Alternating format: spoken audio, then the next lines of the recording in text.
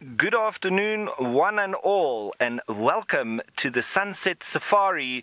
We are here in Kenya, and we're coming to you live from the Masai Mara and the Mara Triangle. This is Safari Live, and we're looking out over the plains. My name is Ralph Kirsten, and on the camera we've got Craig. How's it, Craig? Folks, we have returned from our travels across the river, and yesterday morning we arrived back after having seen a lot of cats over the last 3 days. We saw a lot of lions. We managed to catch up with Miale and her son, the cheetah, and then we found the musketeers and spent a whole day with them as well. On our return, we found a female leopard in a lugger, and so it was a magical 3 days. But today we're back in the Mara Triangle, and I think I'm going to be making my way slowly towards the hyena den. We'll stop and see what we see along the way. You never know what the bush is going to throw at you. But please don't forget to join us on the hashtag Safari Live on Twitter and on the YouTube live chat. Throw us your questions and your comments. We'd love for you to be involved in the largest game drive in the world. Now, I think it is quite warm, and maybe those predators are still a little bit in the shade, but there's only one way to find out. We're going to start up and head on out. In the meantime, let's head on over to Taylor with one of my favorite aquatic birds. We've got the hammerkorp. Ralph, I didn't quite know it was one of your favorite aquatic birds. I do too enjoy watching them, and there isn't just one here, there are actually two. Hello fellow safarians, my name is Taylor McCurdy, aka McMuddy, aka Marshmallow Queen, anything you want to call me really, and on camera with me today is Adrian, and hopefully we're going to find all sorts of weird and wonderful things, kind of like what Ralph is looking for, but I think Ralph's going to be looking for hyenas. We might try and find some lions, or perhaps I'll just keep practicing my birding, seeing as though I was so terrible at it today. But anyways, but there's another hammerkorp just here. And unfortunately it actually jumped. Can we have a look at this one that's just on the right, just right next to us? So there we go. And it moved from where all the water is basically spewing out. I'm sure you can hear it gushing. Obviously with all the rain that we had yesterday, it's now come down the escarpment, and this bird was utilizing that. It was sitting and waiting on, I suppose, the rocks that are underneath here. And the reason why it was sitting there, it was hoping to catch any fish or frogs that are being washed down with a strong current, and it's one of their favorite ways to fish. In fact, it's the most common way I used to see hammerkorps fishing was on the Bushmans and Kruger River over the rapids. They would utilize those areas. Now for those of us who have, not for those of us, for those of you who have never joined a safari, you're welcome to hashtag Safari Live on Twitter, or you can also talk to us via the YouTube chat. If you have any questions for us, maybe this is a new bird for you, but it's quite a common one that we see not up here, only up here in the Mara, but also down in South Africa too. We're not going to fish, and I don't think I'm going to hold this bird up any longer, because you can see it's staring into the water. It wants to go back to its perch, so I shall let it go back to its perch. Fortunately, we're in the bird's comfort zone, so we'll make sure I don't drive off here. Well, we're just making it feel a little bit uncomfortable, essentially. So it'll probably hop back that way. Now Theodore, I think I heard what is the kind of meal for those birds? Did I hear that correctly? Sorry, I'm not sure if I got that.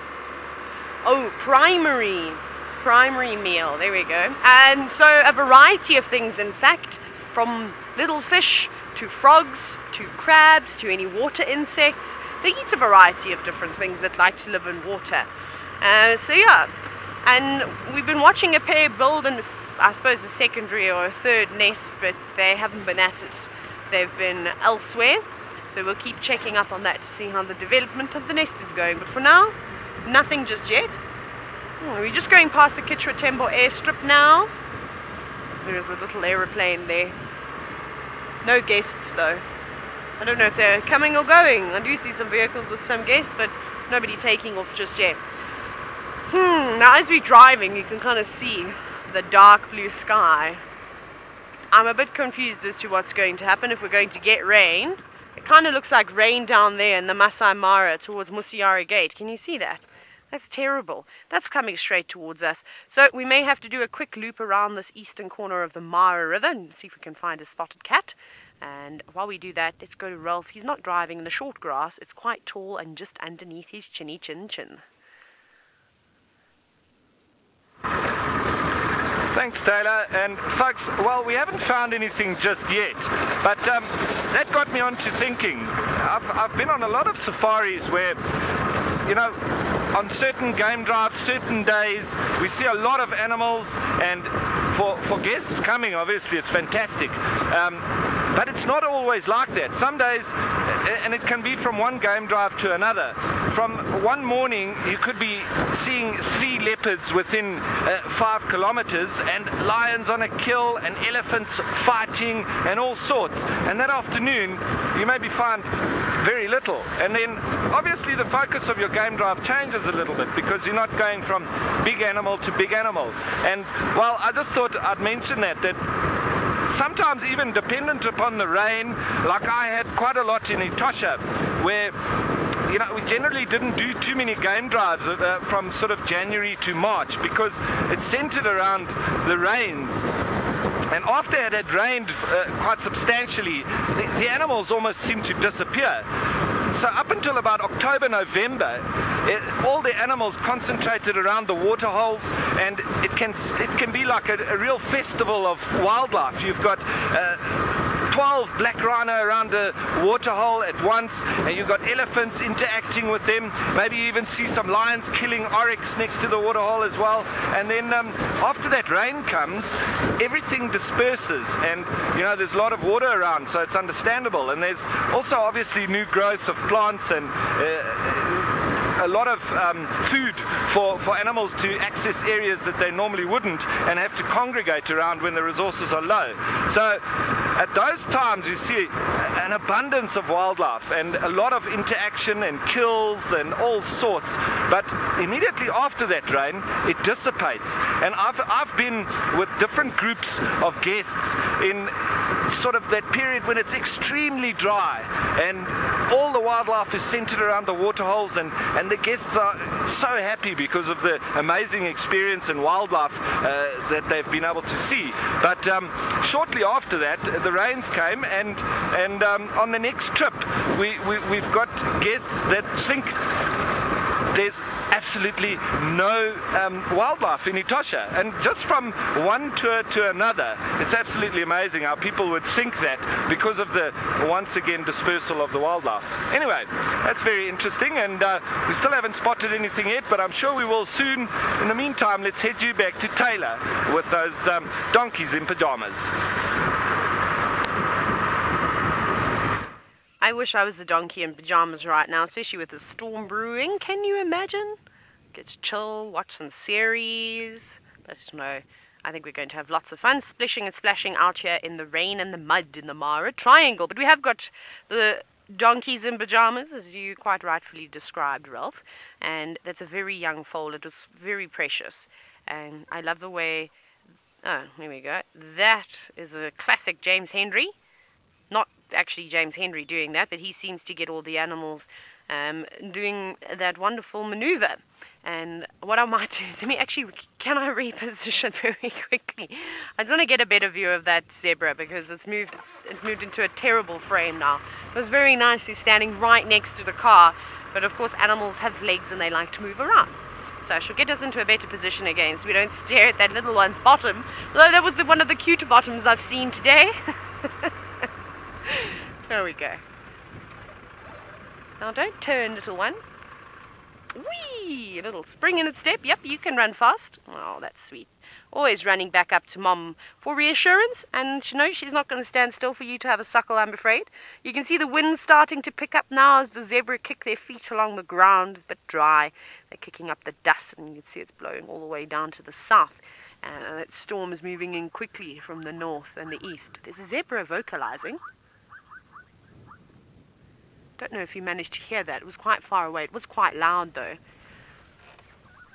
There we go. Trying to figure out why it is alarming like that. That's typically a distress call. Maybe it's a stallion calling a mare. Who knows? what's actually going on. Again, I haven't learned how to speak zebra. I wish, though. I'm going to try harder to this 2018. But a very pretty scene. It might be the stallion actually just calling the girls, keeping them in check. There are quite a few females around here. They're all spread out, though. But I suppose as darkness falls, they'll probably come together. It's a bit risky, sort of feeding quite spread out during the day. And I've noticed when they do come around camp and eat all the grass right outside our tents, which we talk about quite often. I talk about it a lot, in fact. But they feed close together. And during the day, we see elephants, we see zebra, we see impala. They're a little bit spread out. They're not necessarily standing on top of one another. And then, like I said, just as it gets a little bit darker, you'll find that they tend to move out into open areas and then also huddle up a little bit more. Even though there are many sets of eyes and ears here, if you're standing too far apart and it's dark, remember zebra can't see very well at night, well, not as well as a lion could, and they might get themselves into a bit of trouble and the lions could get in between them. Whew, but this weather's turning horrible, absolutely horrible. There won't be any flies in this weather, that's for sure. I don't think that they could keep up with this wind. They'd be blown around quite a bit. Megan, I don't know, can you see what the wind is gusting at the moment? I'm sure it's going to take some time to change. I feel like it's gusting at like 30 kilometers an hour now. Maybe 35, 40 k's an hour. Megan says she's going to ask Mr. Interweb. I love to ask Mr. Interweb all the questions. And there's also some Thompson's gazelle just moving back there. I'm not sure with this group of animals between the zebra, the tommies, there's also buffalo and topi. There's so many different animals out here, which we'll show you in a little bit. We'll get some better positions. I don't know if they're going to head down towards the forest because I wouldn't want to be stuck out in the open in this storm. But that's just my opinion. What have I think I've just seen a jackal. So to the right of those Thompson's gazelles, there's something just sitting in the grass. Keep going. You should see it pop up. There we go. Center frame. There's the jackal. There we go. Here is a black-backed jackal. Well, it's still pretty quick. Let me do the conversion quickly. Sorry, I don't know the conversion of miles to kilometers. I'm going to see if I can do it quicker than Megan. I bet she's typing away. I think the internet is faster in camp. So, how many miles?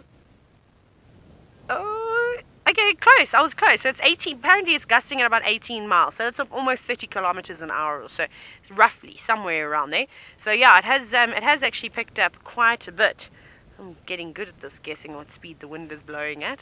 Yes, Ralph would also be very good at it because he's from the Eastern Cape. We're experts on wind. And James. And Steve, because he studied down there too. My goodness, we're taking over the team. That's amazing. It just says something, even though Brent likes to badmouth us all the time.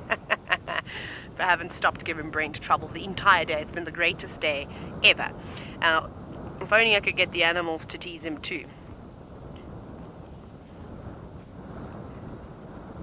Now, you teen, you're wondering if the zebra and other animals wouldn't fight one another when they come across each other. You know, they could. They quite rightfully could. If there was no food around or there was very little water, you might find animals competing for one another. We typically see animals competing over watering holes. Hippos trying to chase away buffalo, or elephants trying to chase away hippos and rhinos. The elephants will chase the birds, the small antelope. You know, obviously if you're bigger and stronger, you can be the boss of the watering hole. And I would imagine if the grazing starts to disappear, there's of course going to be high competition. But at the moment, between the Thompson's gazelle, the zebra, the impala, the topi, the buffalo, you name it, there's so much and such a variety of vegetation out at the moment. From little annual forbs, there's nice green grass, there's flowers, there's fruit on the trees, there's lots of lovely lush leaves. So all the animals don't have to fight over the food at the moment. But when the dry season starts and the grass starts turning a slightly yellower color, obviously we're going to start to see a lot more animals in areas. I think there's a bigger herds coming through as they start to move around, searching for greener grass.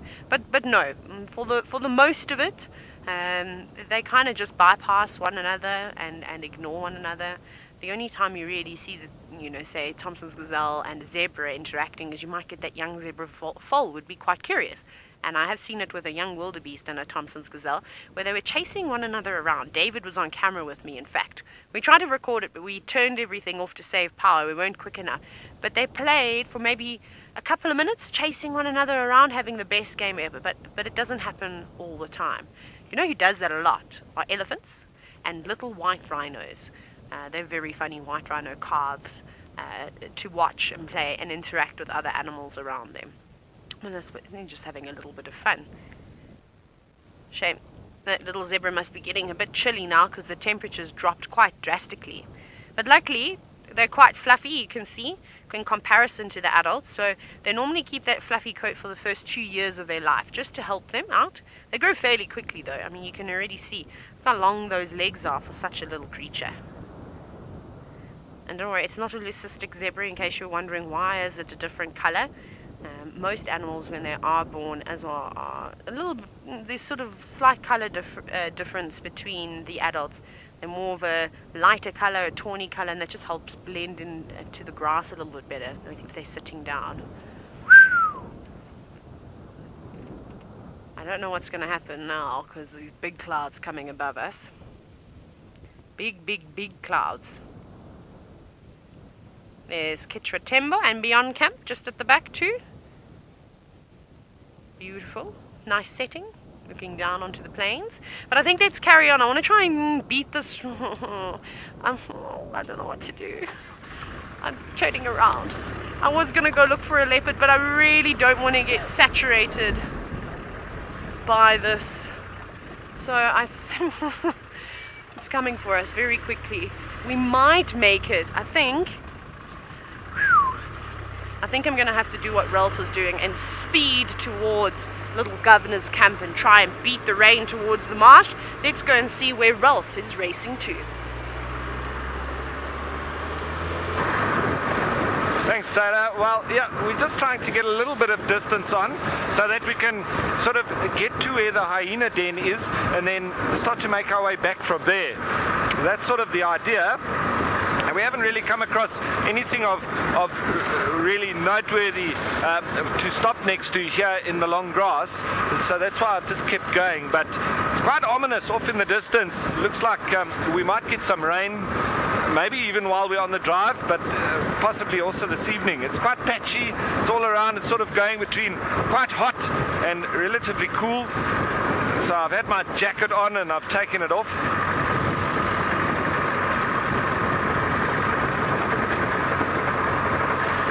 Now, living the dream, you're wondering, when we go off-road, how do we not get lost? Well, I normally have my trusty GPS with me, just so that we can check where we are, and sometimes also just mark points. For instance, the hyena den, before I knew how to get back to it, I obviously marked it, and now I've come a few times, so I know exactly where to go. But it's quite easy living the dream. We've got very big landmarks here. We've got the Mara River to the sort of east of us, and then we've got the Olololo escarpment right towards the west. So we've got very easy landmarks for us not to really be able to get lost. Even when we do go off-road, you can see one of these landmarks. On the other side of the river, it is a little bit easier to get lost, but you've also got quite big mountains off in the distance that you can then use as your pointers. Like one of the mountains at the base is where Talek is, and then you go towards Sekanani, and there's also a lot of easy recognizable landscapes from there. So yeah, it's pretty easy. Behind us, the Olololo escarpment, and right now we're heading down towards the Mara River, so we're pretty much in between there. What happens on the little off-road part, we can always see those major landscape markers, so very easy.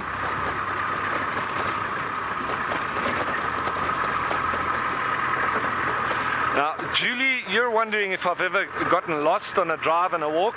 Julie, I've gotten lost many times on both. Well, like what we teach with our students, you don't really say that you're lost because you know pretty much where you are or which game reserve you're on, but you're normally pretty much temporarily disorientated. So it's quite often it happens when it's overcast and difficult to see where the sun is, and if you don't have a view of the landmarks, it can be quite difficult and easily for you to get lost. I've been lost once very badly on foot in Namibia when I was doing, we sort of covered 120 kilometers in 7 days in Damaraland, where there is the desert elephants, and it was one of my first times that I took the group on a specific route, and when we got there, the GPS points were that we should be going in a specific direction, but GPS points don't always take into account a mountain range, for instance, standing up in front of you.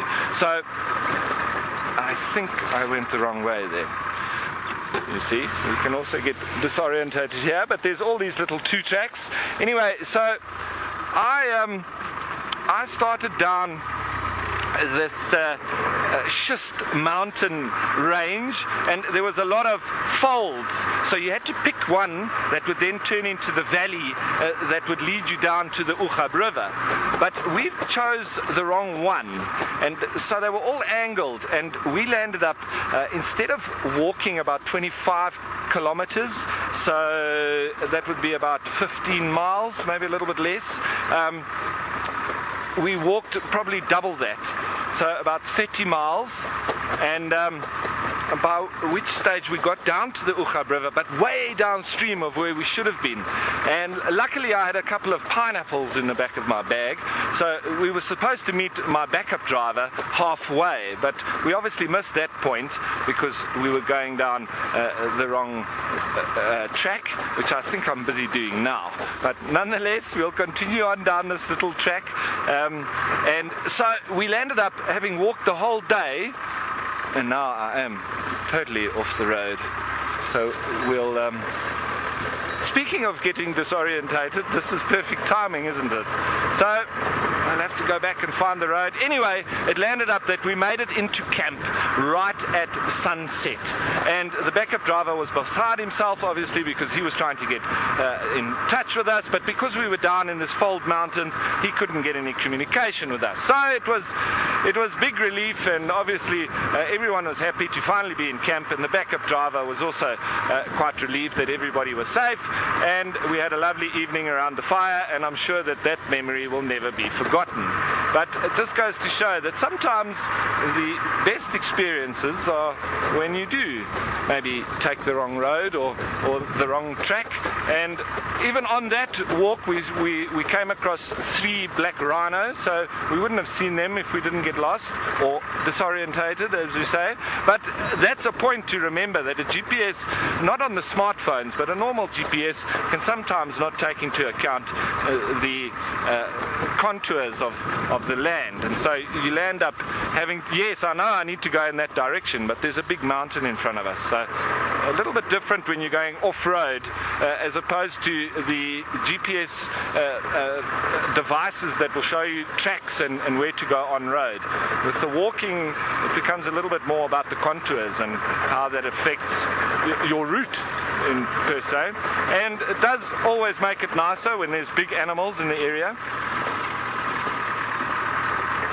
Now, Julie, thanks for your comment. It looks like I'm taking the scenic route. Well, I think you're absolutely right, Julie. You take the scenic route and you always find something interesting down the less beaten track. So I'm all for that, and that's what we'll keep doing. But I think we're back on the right road now. Well, we know at least we're pointing towards Serena with those 3 little towers on top of the Inselberg in front of us, and the Hippo Pools is just off of that. So even if we take a new road coming through this grassland, savanna biome area, well, maybe we'll find a Artwolf or a black bat-eared fox den, you know? You never know. This is the perfect environment for that. So always good. folks, I think we are also going to be looking where these clouds are starting to break, and hopefully we don't get wet, but let's send you on over to Taylor and see if she's staying dry. No, we're gonna get saturated. I'm trying to race to a tree because otherwise we're gonna have to put our rain covers on. I've also now covered myself. You might see, oh, there's a red elephant roadblock. No, why? Weather, why? Okay, Megan, we are gonna have to put our rain covers on at some point, but let's have a very quick look at the elephants, just because the rain is coming down quite heavily now. You might see Adrian wiping the lens every now and then. But yeah, here we have a roadblock, which is sadly blocking where I want to go, because I wanted to hide behind some of those croton thickets and park quite closely to it. But no, I can't, because they're eating all the Diospirus fruits at the moment. You can see they're not in any rush, and they're working their trunks and their sense of smell today. It's all the way on the ground. Right.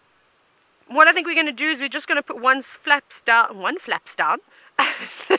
While we put our one flaps down, I'm going to send you to Roll, who's on a bumble, but we'll be back with you shortly. Yes, well, we are bumbling indeed, and shame. I wonder where Taylor, I think she's by the marsh. That's what, the way she said she was going, so it's obviously started to come down there already. I hope it keeps going in that direction and further away from us, but there is a little bit around this side as well.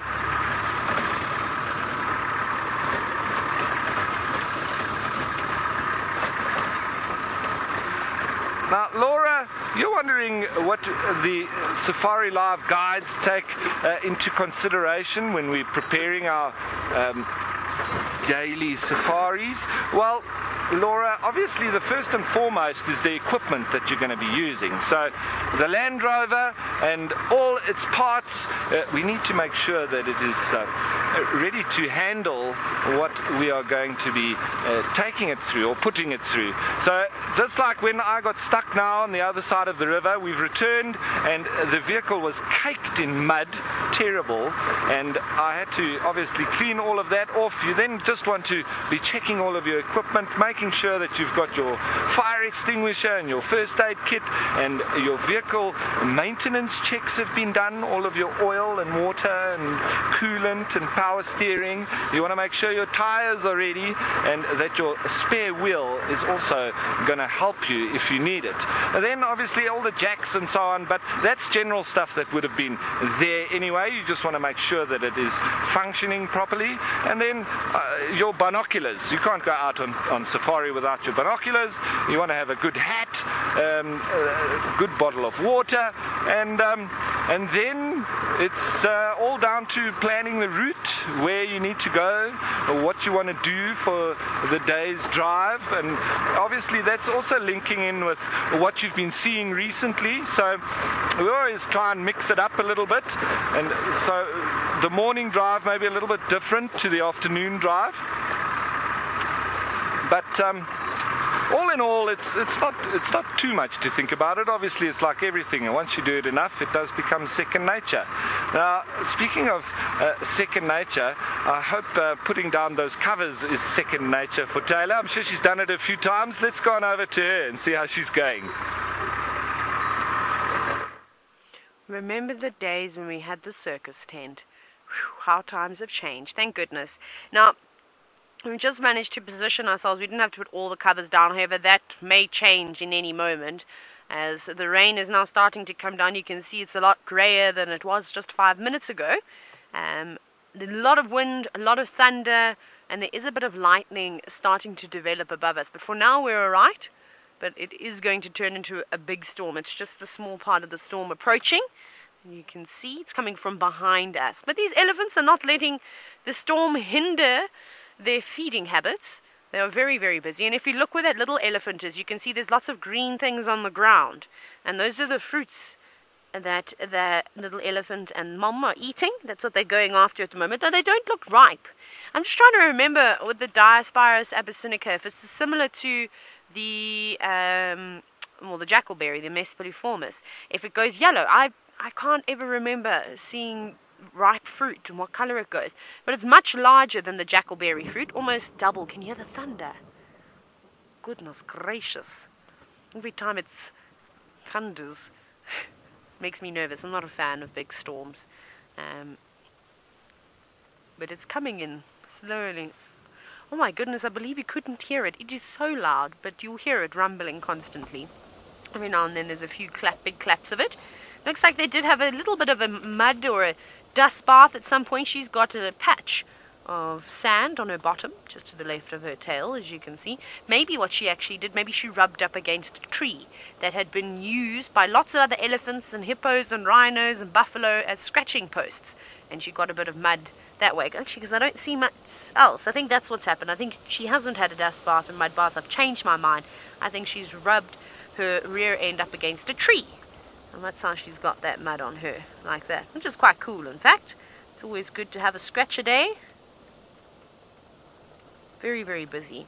Now, it's marula season coming up. How exciting is that? Do you remember that one time where David and I ate an entire, like a freezer bag's worth of marulas? I think we must have eaten about 25 to 30 each. We were so sick the next day, but of course our digestive systems were a little bit different, and if they are eating that fruit and it's not particularly ripe, I've been seeing it in their dung and it seems to be coming out quite whole.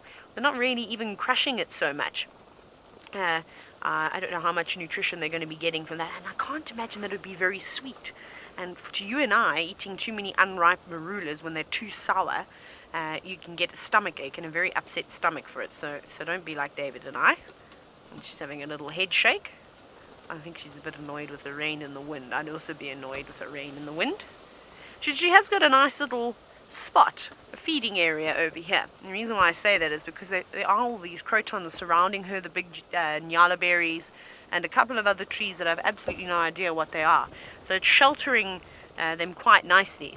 I think they're better off here than where those zebra, topi, and Thompson's gazelle were running around. They're right out in the open with no protection whatsoever.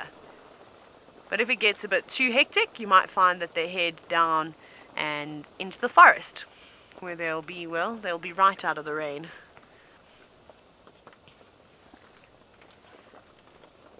Now, Doug, you've said that in Kruger, you've noticed that the elephants push the trees down quite a lot and eat the bark. You said it doesn't look like they do that so much here. No, they don't. I've only seen a couple of trees that have had their bark scored, and a few fallen over ones that look like have been pulled down or pushed over by elephants.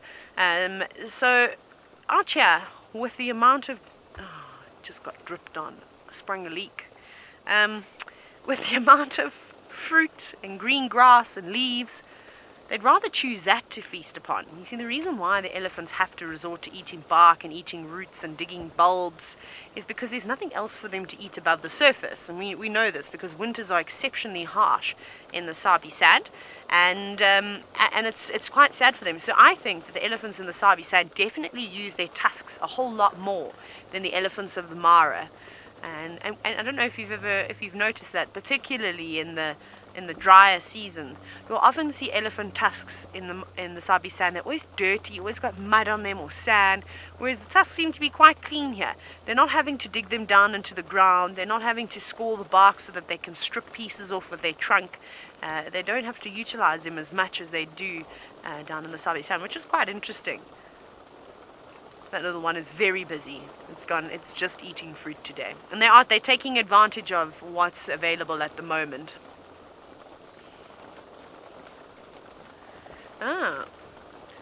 Mafuta, you said that this is the same spot where you saw the little baby elephant with Brent and that had no tail. That's very cool. My goodness, you're very good at identifying where we are in the Mara. I can still forget sometimes. I get lost in camp trying to find the kitchen. But that's a big tree though. I'm just looking at the rain coming in. I think we're okay for now. I have to do a bit of altering, sorry. Now, Sinak, you're wondering what amount of rain would affect the elephants. I suppose it depends on the elephant itself. Now, you can see it's coming in quite heavily at the moment, the rain, and this little elephant is not perturbed whatsoever. So when it's torrential, I'm sure when the drops are really big and it's coming down quite heavily, that would be uncomfortable, hitting the elephant's eyes and just annoying. They might turn and face their bottoms to the direction of the wind, or they'll stand behind a shrub, kind of like what the zebras would do, what the lions would do, and all the other animals. And if it started hailing, I'm sure they'd head for the forest and seek some shelter. But this rain, this is okay. It's just annoying, well, myself and Adrian at the moment, because it means we can't drive anywhere, and we're also getting kind of wet because we haven't put all our covers down. Otherwise it makes filming very, very difficult. But we are okay for the moment, I think. I'm just sitting here trying to pull things around. What I might have to do is turn the car a little bit more sideways in a minute. Yeah, I put the windscreen up. Let me do that. Because what I want to do is I want to just drop this flap, and then I can move off the road and people can come past me if they like. No, that was not good. That was not my greatest maneuver. Sorry everybody, I'm just trying to decide.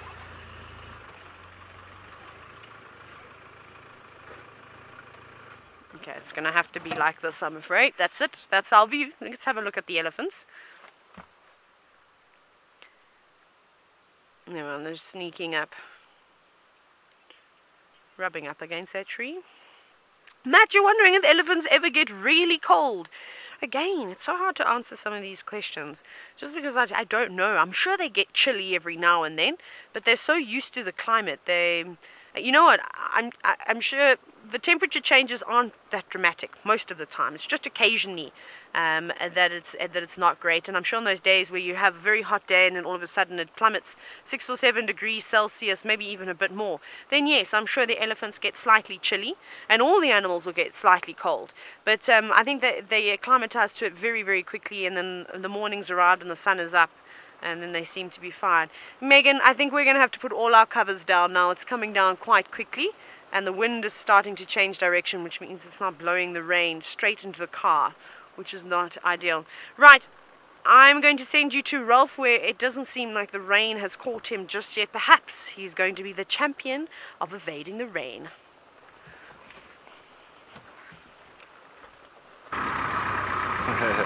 Thanks, Taylor. At least I'll be a champion of something other than getting stuck. But we are driving now.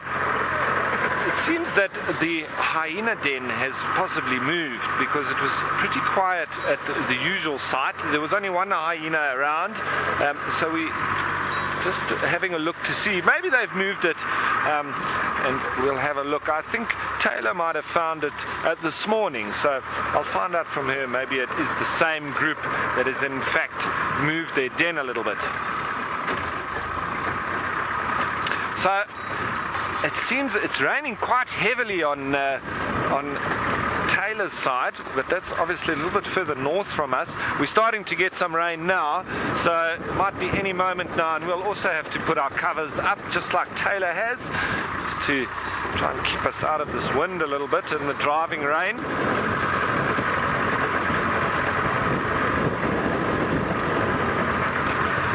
Now, Juhani, who's a new viewer, you're wondering if predators hunt while it's raining? Well, they can do, Juhani. And sorry, I'm just turning the vehicle here just to put our nose a little bit out of the wind, just to stop the rain from driving in the side. Now, to answer that question, yes, they can do, and they can actually sometimes use it to their advantage, because the animals, not only are they using their smell, but they're also very keen and eagerly listening out for anything of predator type of noise stalking through the grass. So it's a little bit more difficult for them to hear the predators coming, and sometimes they can in fact use it to their advantage. But remember, then the predators also are suffering from the same problem, not being able to hear as well. So everybody's on the same sort of page with all the rain that's coming down, a little bit of wind. But as we look there at a couple of elephant and giraffe in the distance, at least this side we're still quite dry, but a couple of little spots coming through. But So, yes, in fact, sometimes predators will use it to their advantage, but if it's raining heavily, obviously, they generally just lie there and get wet. And then when it's stopped raining, you can see they're quite happy that it has finished, because it can be quite miserable, I think, lying in the rain, but there's not really too much option for them. And here we see this giraffe just feeding on a bush, bending his neck down, and then obviously just picking off the leaves. It's almost like a lollipop as he picks them all off with his very tough and black long tongue that he winds around the branch and pulls all the leaves off. And so you can have it stripped bare and just branches without any leaves. It can be quite well, you can actually see where giraffe have been feeding, and as you would walk through the bush, you could see elephant obviously very easily, but giraffe, you see a lot of branches with stripped leaves. Black rhino, they would be biting the little branches off as well, so they would do that. As the wind now is picking up and we're starting to get a few more drops of rain, but at least we're facing away from it towards the Tanzanian border, as you can see there, but lovely colors coming through now.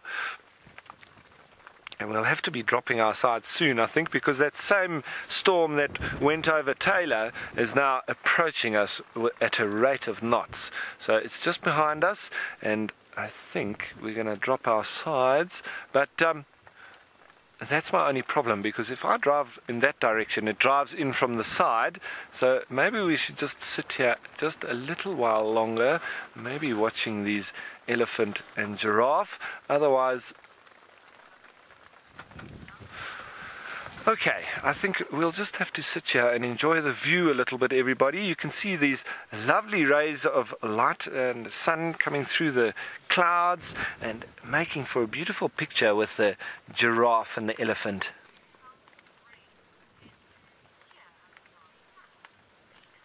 CNAC, you're wondering what is the difference in the amount of rain between the Masai Mara and in Djuma?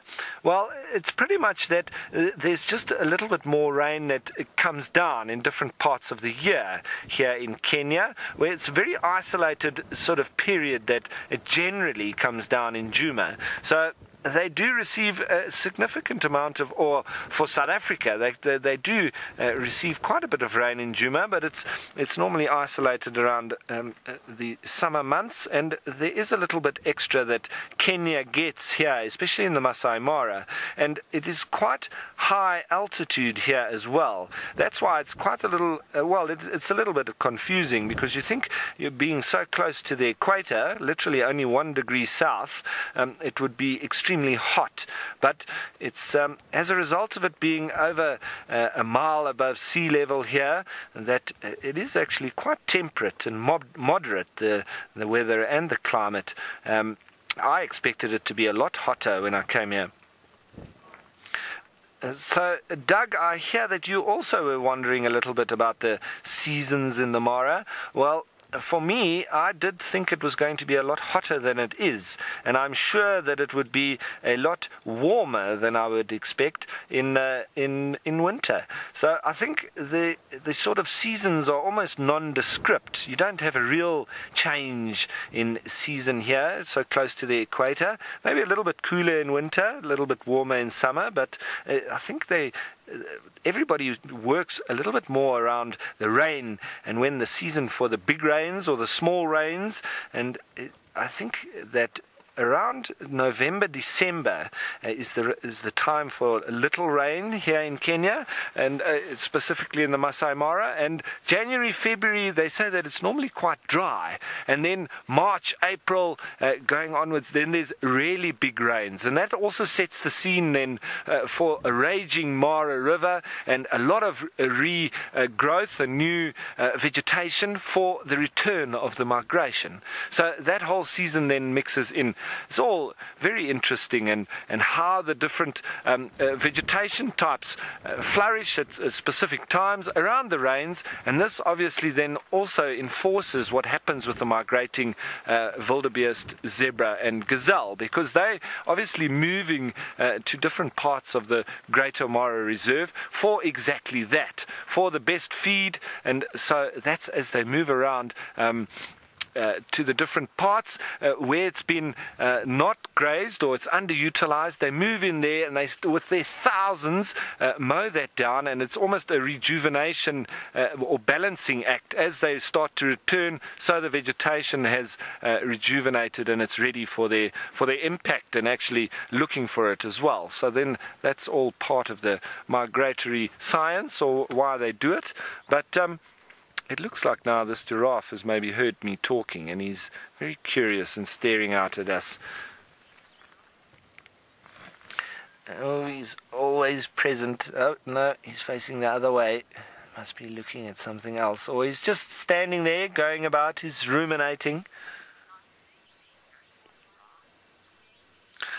Kate, you're asking quite a good question, actually. Is it dangerous for giraffe with lightning? I would say yes, but I've never experienced or seen or heard of a giraffe getting struck by lightning per se, but I would imagine so. I would be very scared if I was in a lightning storm and I was that tall, especially if there were no trees around and I was the only high point in the area. It's almost like being on a boat on a lake or a dam when you've got lightning all around. So it's almost like a beacon waiting to get struck. But I haven't, as I say, I haven't heard of anything like that. Maybe that's something to look into. Do giraffe get struck by lightning? It'll be very interesting to see how many have actually died from lightning strikes.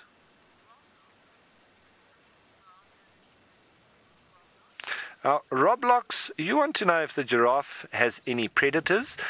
Yes, it definitely does. Probably the major one being lions, and they can hunt from adult to babies. Babies obviously a little bit more vulnerable, and more vulnerable to other predators as well, such as hyena, leopard, and even, well, who knows, a coalition of 5 cheetah, like we have across the river in the Musketeers. Seems like they're able to take down quite large prey, and with such a large coalition. So, but generally adult giraffe is mostly only lion, but I wouldn't put it past hyena either, and then the youngsters with leopard and even possibly on an outside chance a cheetah. So those are their predators. So they are quite skittish, our giraffe. They always are the ones that take the longest to go down to a waterhole.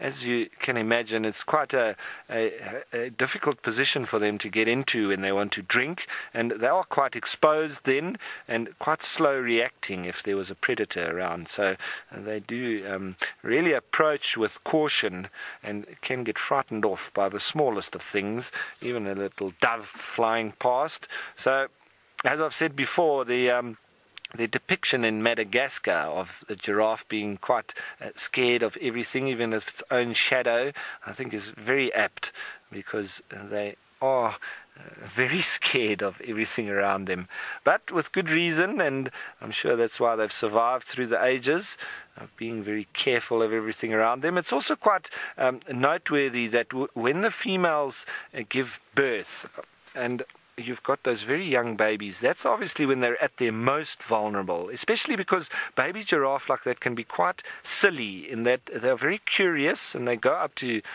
everything from a vehicle to, and I'm sure sometimes lions, and you always see a very concerned mom who is trying to bring her baby away from these dangerous things that it is obviously curious of and not knowing the dangers thereof. So the mortality rate of young giraffe is quite high because of this silliness, I believe, and the curiosity of the youngsters. But once they get a little bit older, sort of past a year of age, they generally, their success rate then obviously increases substantially. And I think now we might even be good to drive, because I think we've waited out the little bit of rain that came through. Hopefully that's all it's going to be.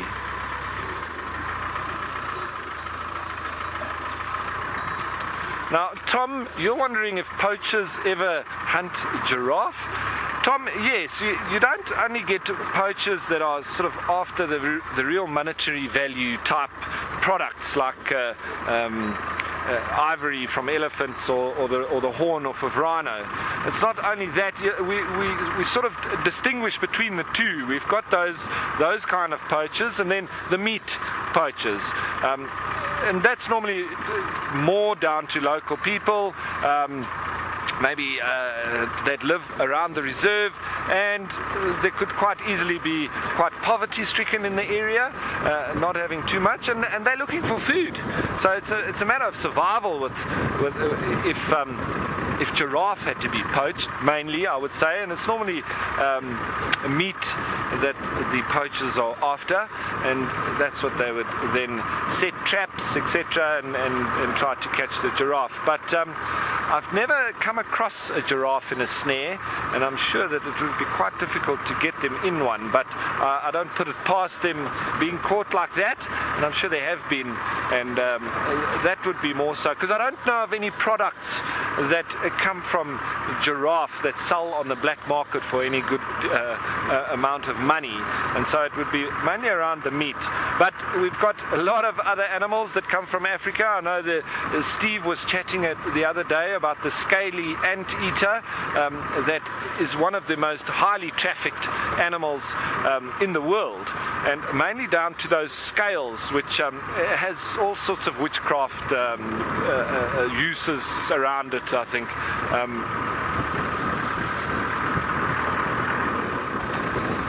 Right, I think we might be alright for the time being, just for our rain covers, but we really have that real rainy feel to it where we are, and we can smell the rain. I love that smell of the dust that has been settled, and yeah, it's one of those smells that difficult to describe, isn't it?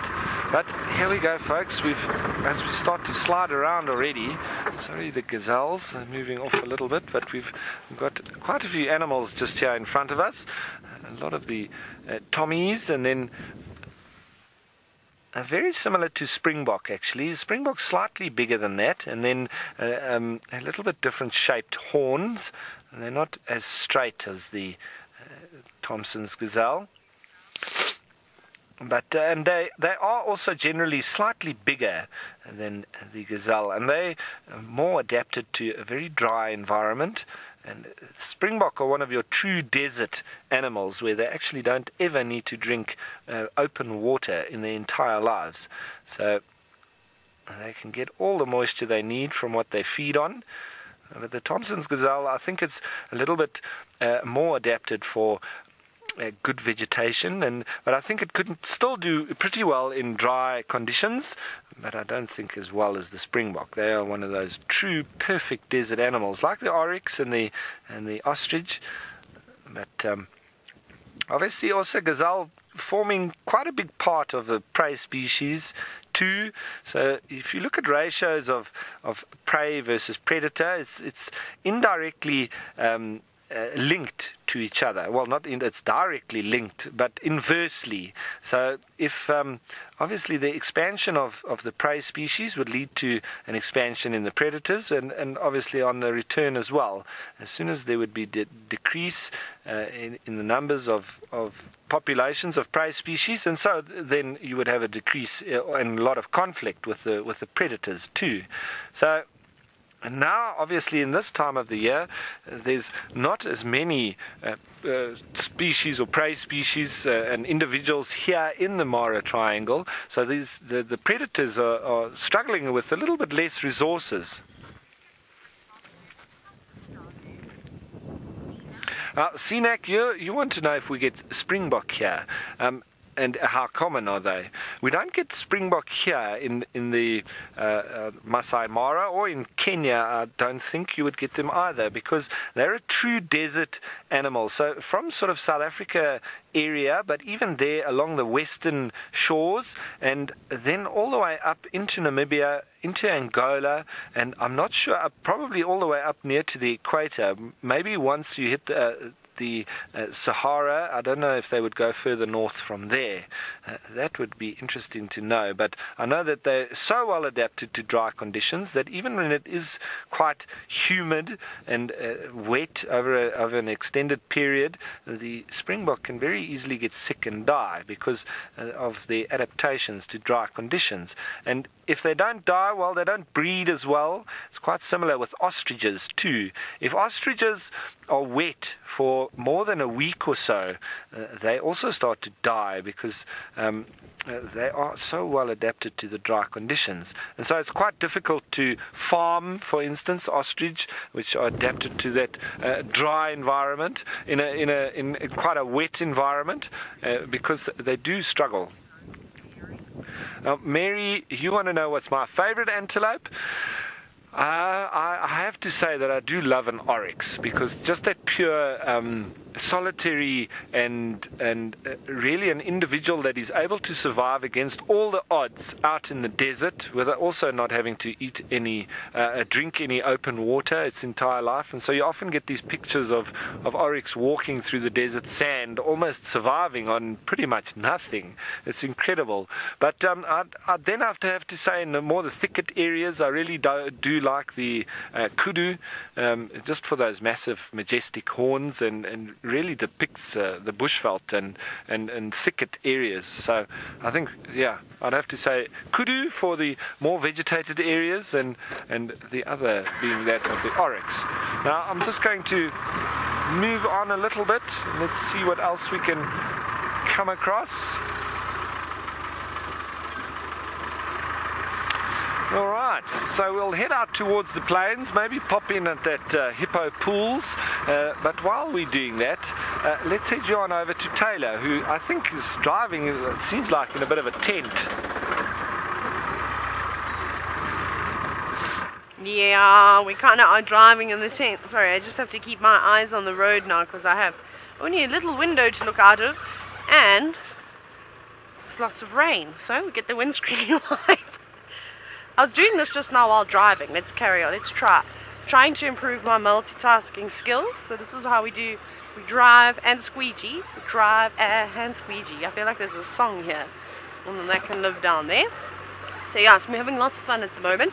This is great hunting weather for lions, but very difficult to find the lions. But we're giving it a bash anyway.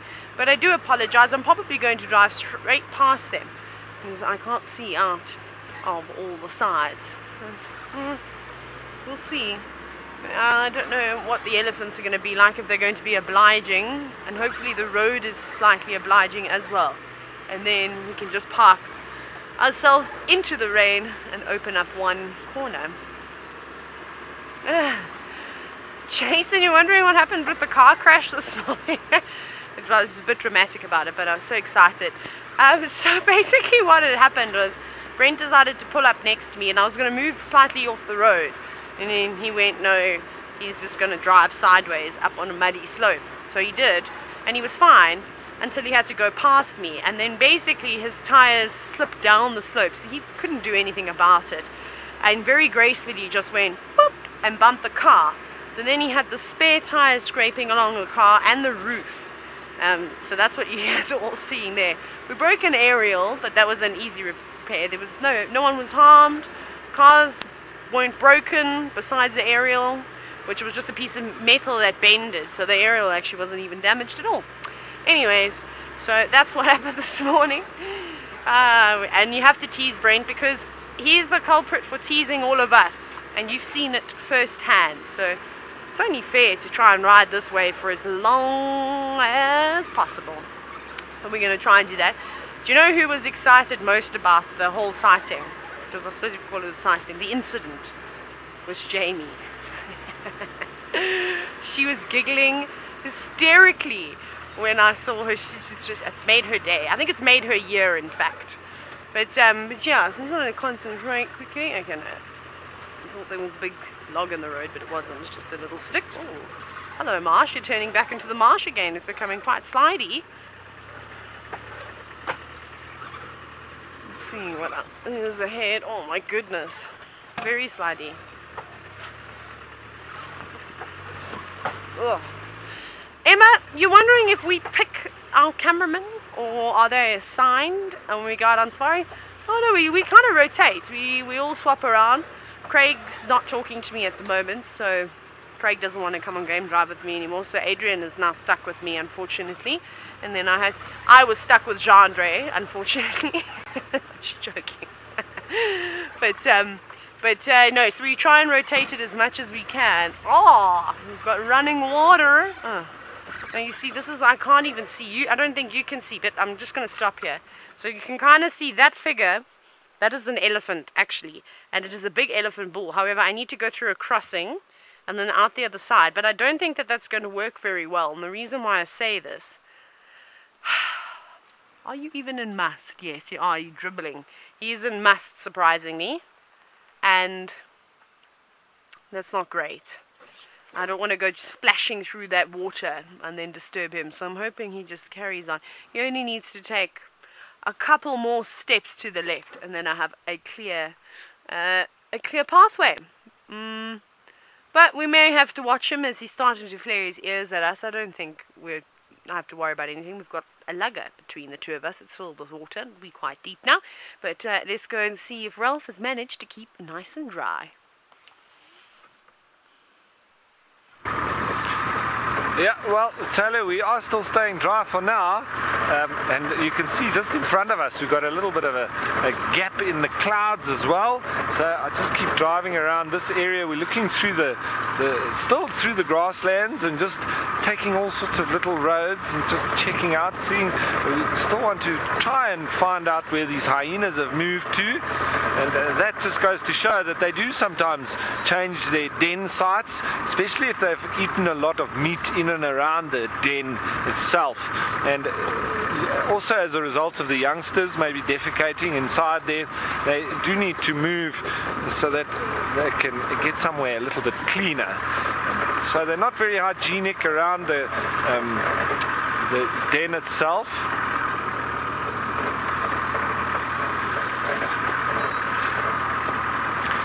Emma, you've asked a good question. Do I prefer guiding in the vehicle or on foot? Emma, I must say definitely on foot.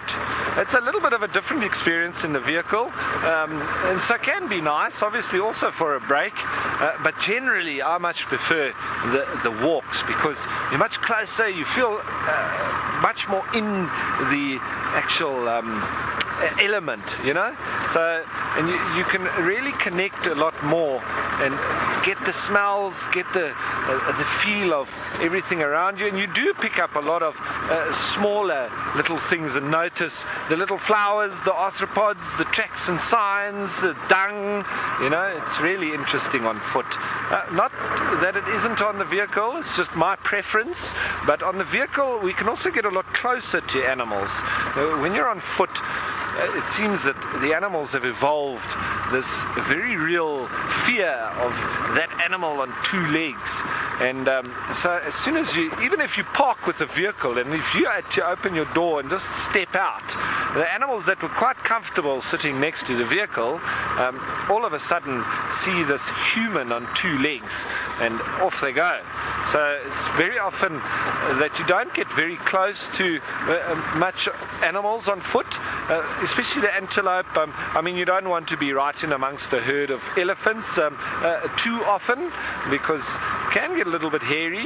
Sometimes, you know, you get them grazing or feeding near to you, and so it can be quite exciting, but when you go on walks, it's more about the smaller stuff and just getting closer to everything that's actually in the bush, whereas in the vehicle you do feel a little bit detached sometimes, because you're above the ground, you've got the noise of the vehicle, and you don't really get the feel for the environment as much as you do on foot. But I must say, it's also one of those things where I've had some of the most amazing experiences with the vehicle too, because you can also access and cover distances that you wouldn't be able to normally do on foot. So obviously in that sense, well, it is great to be able to drive around, especially in such a vast wilderness like this in the Masai Mara. I think here on foot would be quite scary in some places actually, because you've got big herds of buffalo.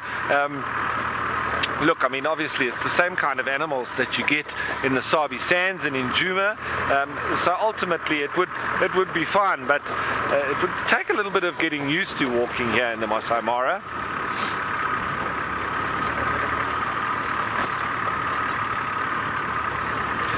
Global, you want to know what's one of the closest encounters I've had with animals on foot?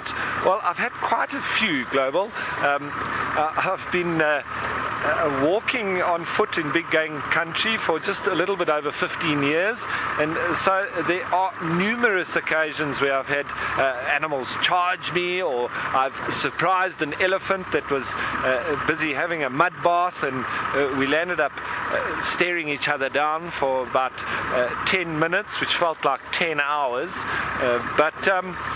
No, and I've had some lions also not happy that I was in the area, and came very close to jumping on us, I would say, but we stuck to the rules that we've always learnt and that we trust, that has been passed down from the other rangers that were before us, and all those little things that we do when we're out there.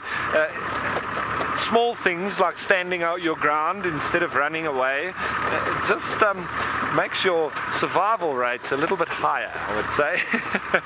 But no, you shouldn't be afraid to go on a bushwalk in South Africa or in Kenya, wherever there's qualified guides, because generally the rangers that take you on those walks have been through quite a lot of training, and normally are quite experienced with big game as well. Now, we've just stopped near to a little group of elephants, and I'm sure we'll just nice to have a look. Lovely backdrop there with the Olololo escarpment, and this group is happily grazing through. And lovely colors coming through, that little break in the clouds there as well. A nice dotted tree line, and nice contrasts there with the elephant's tusks too. You've got that green in the foreground, a little bit of a grey blue at the back.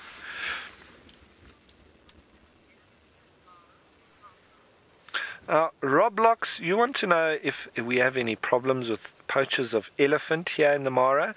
Roblox, I haven't heard of anything that there's a big problem with it.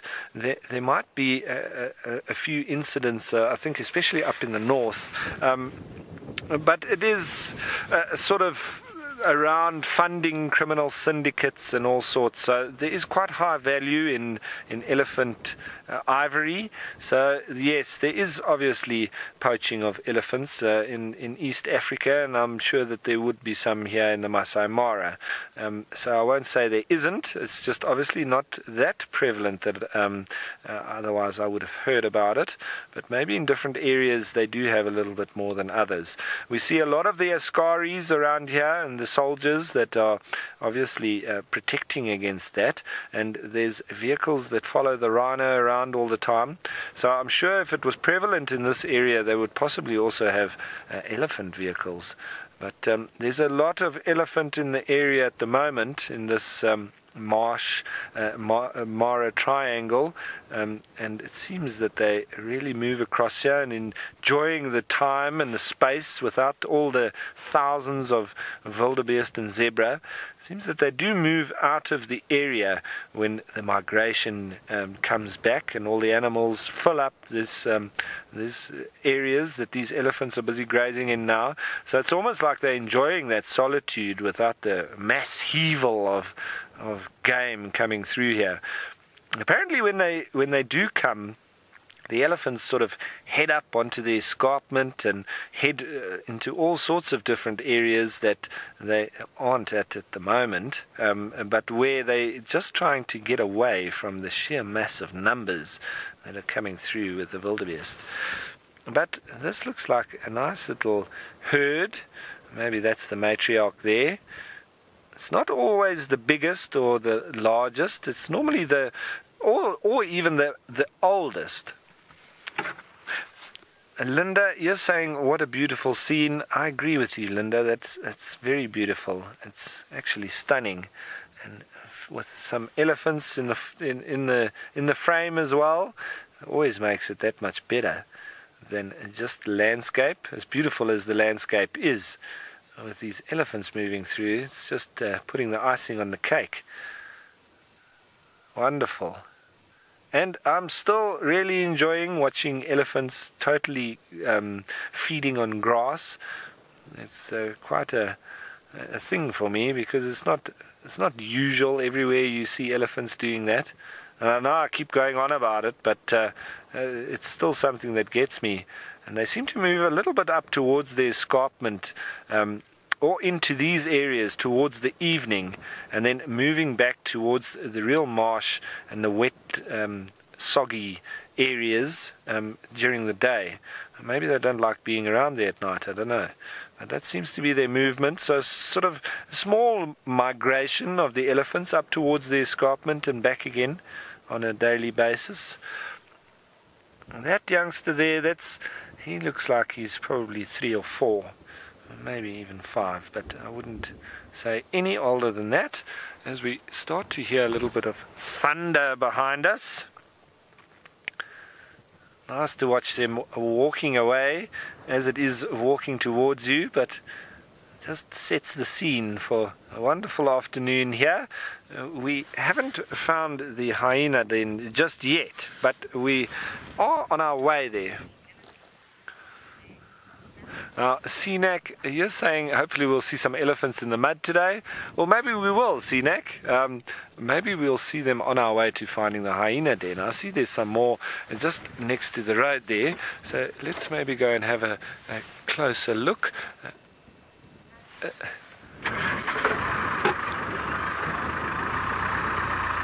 So, folks, we are just managing to stay dry, and still seeing these lovely animals here in our search for the hyena den. I'm sure we'll find it pretty soon, but while we keep looking and moving a little bit closer to these elephants, let's send you on over to Taylor, who's, I think, still driving around in a tent. I think we're going to be stuck in this tent for the rest of the afternoon, I'm afraid. We are in the thick of a serious storm, but hopefully I'm wrong.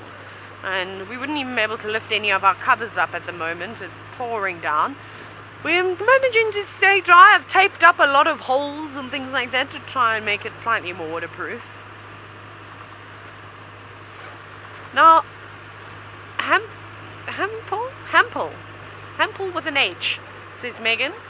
You're wondering what do I... Hamper, not Hampel. It's not a word. Hamper. That sounds a little bit better.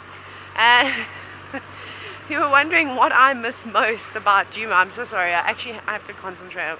There's a car down here, and I don't know if it was for the elephants or maybe there's lions. So we're just checking. I miss a lot of things about Djuma. I miss the intimacy you get with elephant sightings, although I've had some great ones recently. I miss leopards falling out of trees in front of you. I miss bushwalks.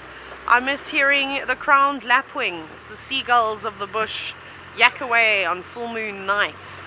I miss hearing leopards soaring. That's definitely a sound that I miss. What else do I miss? I miss Amanda and her cooking. Definitely Amanda and her cooking. And then of course I miss the team. I miss Tristan and Ali and seeing everybody and all sorts of other, and everyone else, the entire team. I miss everybody. Don't know which way to go. I'm deciding. Let's go down here. See if maybe there's lions. Ooh. Luca, you're wondering what is my favorite animal in the Kruger? Elephants. Elephants all over, whether they would be Asian elephants or Indian elephants or our elephants, here, African elephants. They're all the same. They're all beautiful. They're all just as intelligent and emotional. And I don't think I have a particular favorite species like in Kruger. I just have an overall favorite one. You know what I do miss seeing is the different antelope. I'm missing Nyala, I'm missing kudu. We do see bushbuck occasionally here, but they're quite shy. There's one that lives around, a young male that lives around camp. So there's lots and lots of different things that I miss about Kruger, but then there's going to be lots and lots of things that I'm going to miss about the Mara when I go back. So you'll hear me moaning about that as well. Like, you'll never please me. I'll never be happy. We're so spoiled. I get the best of both worlds. I get all this beauty. Well, you can't see it now, of course, because I'm in the tent and it's raining. But you can see it with Ralph. What have we got? What have we got? I'm thinking. I'm trying to see what's going on. Hi, Tesla. You're apparently in awe of my moving tent. How wonderful. I'm glad you're enjoying it. I can see a lion, but I don't know if we're going to be able to show it to you just yet because there's thunder above us and it's pouring with rain at the moment. So we'll try and find a position at some point. But for now, we have to wait, unfortunately, until the rain stops. Even in our tent at the moment, I think we're going to get quite a bit of rain. But it did look like there was a gap at one point, although more of it now, a different storm is coming from the north. Megan, is it raining in camp? Because I feel like a storm is along the escarpment at the moment, or maybe it's just hindering on the edge. Oh, it's pouring with rain in camp. Yeah, that's what I've seen. So there's a storm that's come from the east across the river in the Masai Mara National Reserve, and then there's another storm that's come all the way from the north and is now covering the escarpment. So they're sort of meeting in the middle, and I'm in the middle. Unfortunately, somebody that's not in the middle of a thunderstorm, though, is Ralph, and he's down that way. Thanks, Taylor. Yes, folks, we've actually just moved around the other side of these elephants, and so just a bit of a different angle on them. So it's the same group that we were with, but we've just stopped again because of the rain. Because in this position, we are facing with the wind, and so we're not getting wet just yet. But the rain is starting to catch up with us.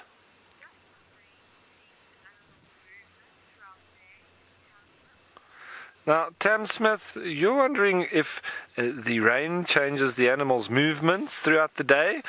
Well, some animals, yes, it might. Obviously, small animals like warthogs and even smaller than that, rodents, etc., they probably go down their burrow and maybe just hole up a little bit. But the bigger animals don't really have anywhere to go, so they can move up and down the escarpment or through the plains, etc., but they generally just carry on, or they might stand still while the heaviest part of it is going through, and lions would just be lying in the grass somewhere and just hoping for it to end, but they do just lie in it, and they can look quite miserable if you see them in a storm. They do get sodden, and the elephants look very washed and dark after they get wet and rained on with clear fresh rainwater, and maybe that one's had a little bit of rain on it. Maybe he's come over from the other side where it's been raining and joined the others, or it's maybe had a bit of a spray in the water, but it seems like its entire body. So you can see it looks a little bit fresher and cleaner than the other ones. Look a bit dustier and full of mud, but dry mud. And so because elephants throw mud on themselves quite a lot. Oh, that one's swinging his leg. Oh, I think he's got an itch. Oh, what's happening there? Oh, has he got a bit of mud? Oh, what is that? Oh, no, that's just him being a boy, I say. And swinging his leg around. I wonder if he had an itch on the other leg.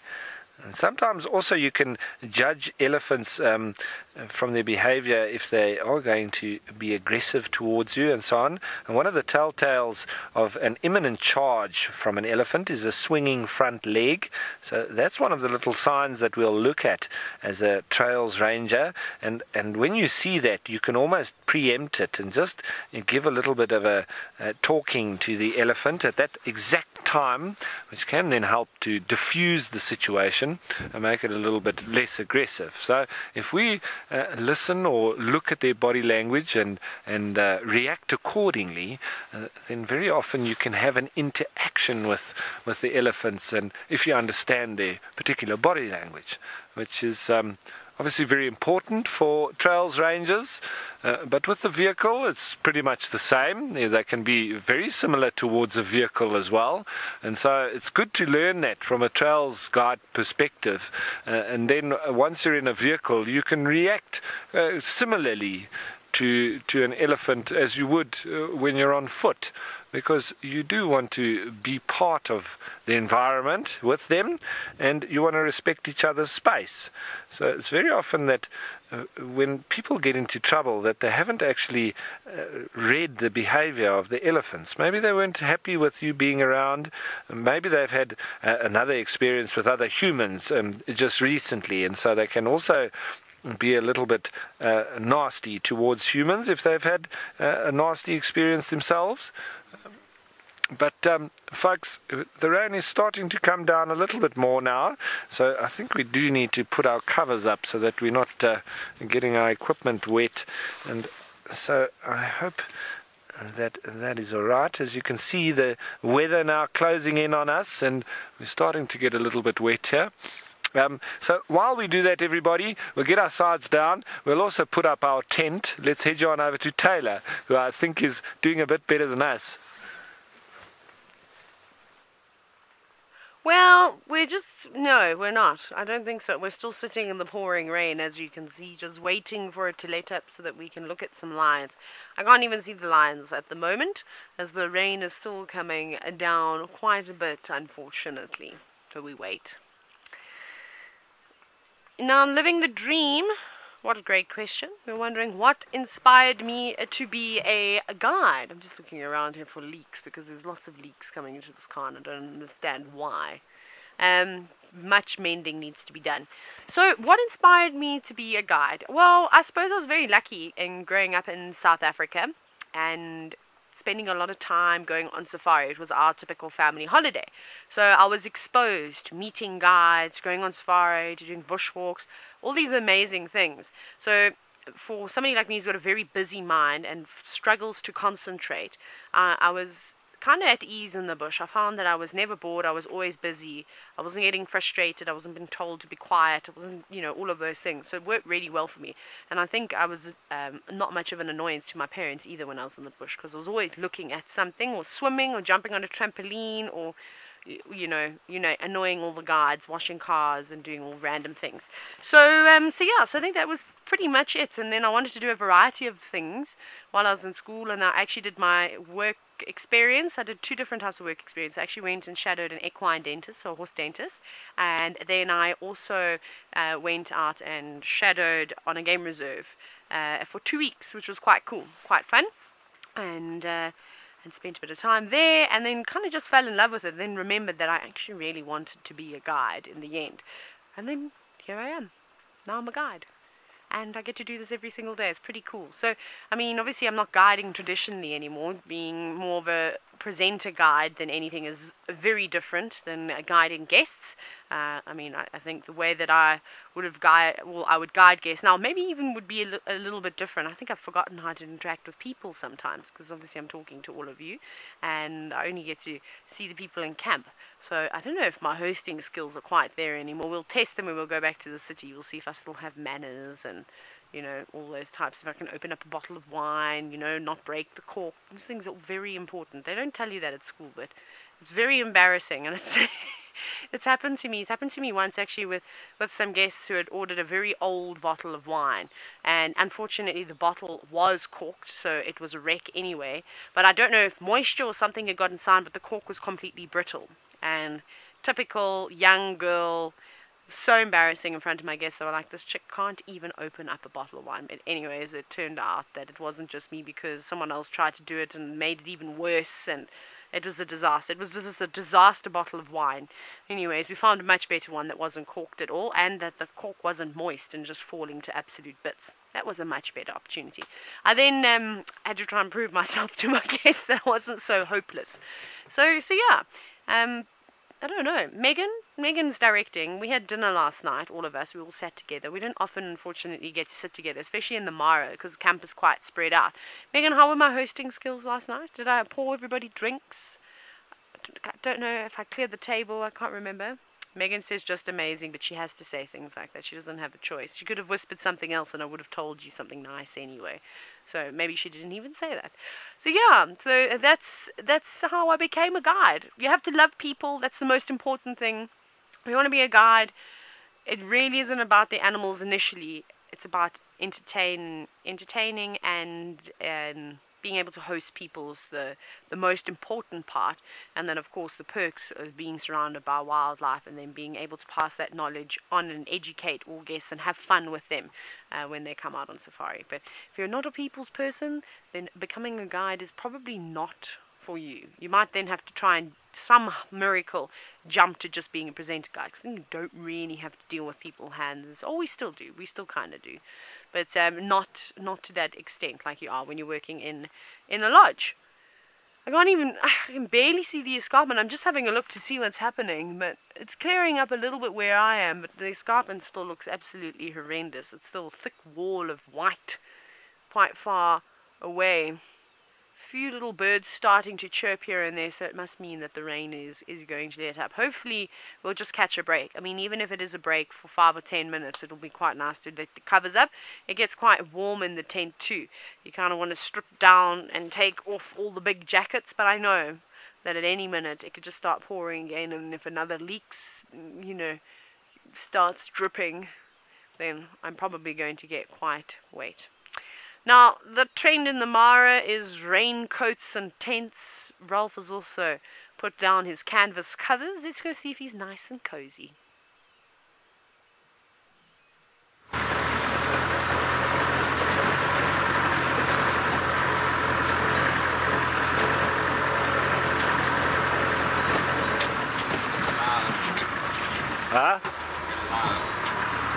Howdy, folks. We just driving around here in the rain now, and we are just trying to find a little bit of a way back to the main road, because it has been a little bit wet now, so we don't want to hang too much in the grass here, and so we're just making our way slowly towards the nice dry hard road, and just getting everything together as we put down our tent and heading back. So it does seem like quite an adventure with us now battened down the hatches inside our tent. Just going slowly but surely with the little tracks, getting back towards one of the main roads. But it's all part of the adventure. And there is some vehicles up front, so I'm wondering if there is not a little bit of a sighting there. We'll go pop our noses in and have a look. Yeah, it seems like a road for us. And sometimes using the game paths to get us towards another bigger road. It's all fun and games here in the Mara. Now, Sinak, you're wondering what sort of plants grow in the Mara. Well, Sinak, we've got a lot of grass species, obviously, here in the plains and in the Mara Triangle, which also extends out over into the Greater Mara Reserve. So a lot of that grassy plains, and most of it is red oat grass, which is normally a sign of a very good condition of the soils. So lots of that, and thatching grass, and then obviously all your small little wild flowers, etc. And then closer to the river, and the Mara River per se, and also the Talek rivers and the other ones that we do find, we've got a lot of the riverine vegetation, so things like your jackalberry, leadwoods, fig trees, etc. So lots of trees like that towards the river. And obviously then if you go up towards the escarpment and the Olololo area, you get a lot more of your acacia, or now the Vachilia species. And so also dotted in between the grasslands, we've got lots of the balanites trees as well. So there's a real mix from different ecozones or biomes, from the escarpment, a little bit higher altitude and rocky areas, more well-drained soils as well, and so your trees reflect that, and the vegetation all does. And then as you come down from the escarpment, heading more into grasslands and savanna biome, and then closer to the rivers, a lot of riverine vegetation there. But it's very interesting how quite quickly here within the Mara Triangle you change vegetation almost completely because of the different ecozones that you go through. And that also then leads to different animals in those different areas and zones.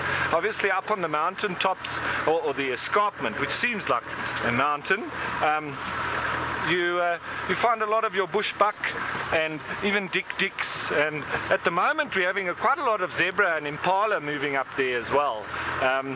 And then coming down from there, the baboons and the leopards like that sort of interzone between the escarpment and down below. So they hang out on those rocks and on that slopey areas. They like that. And the bushbuck, and if there are some kudu, apparently there's not too many kudu around the Masai Mara. Brent was saying that they haven't seen one for a long time, but I think somebody said they spotted one, and so they were quite excited.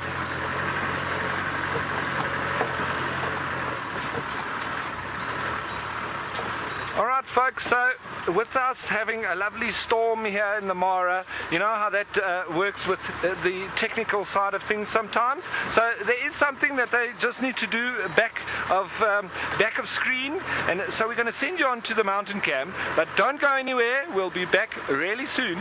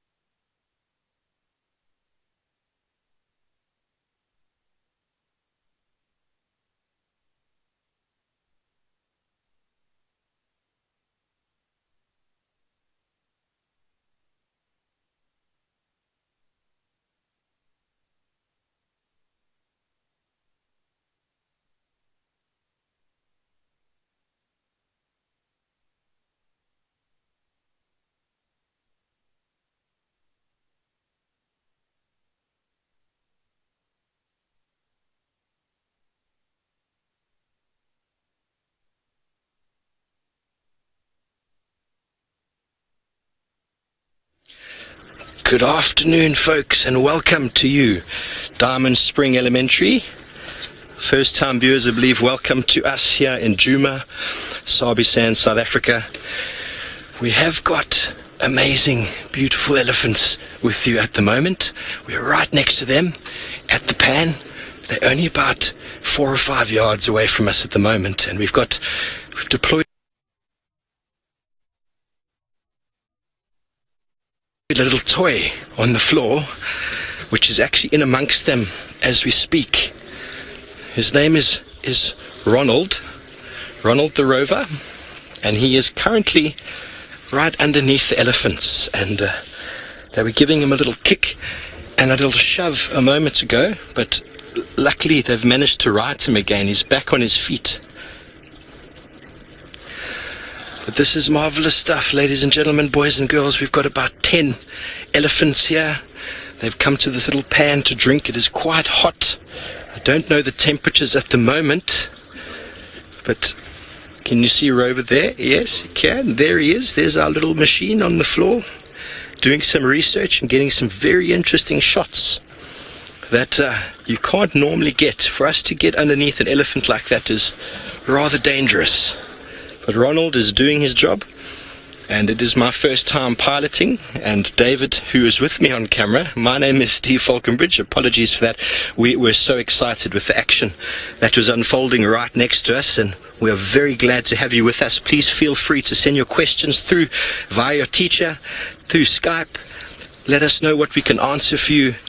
We have got wild African elephants right next to us, but they are not too bothered by us, and Ronald has just taken another kick and another kick. He is now lying on his side playing dead. Oh, another kick. Oh. Ronald. Oh, okay. Ronald has been kicked again and has managed to right himself once again. So I'm just going to see if I can just turn him slightly, and there you can see the elephants. We have got an amazing picture for you. Finding it very hard to know where to look right now. David on camera is having a little giggle.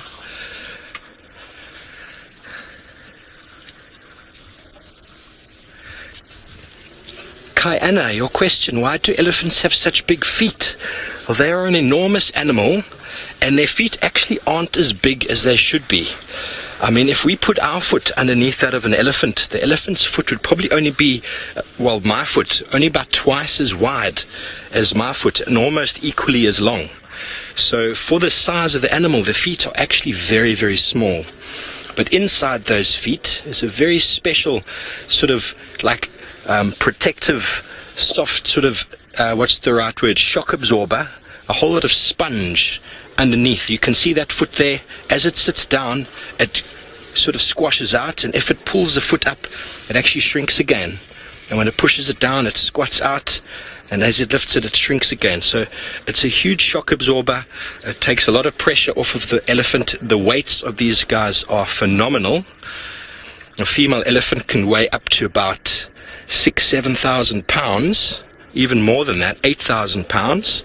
And the bulls can get over 10,000 pounds, which is a phenomenal amount of weight to just be on 4 feet. But they're right here next to us, folks, right here. They are enjoying the water.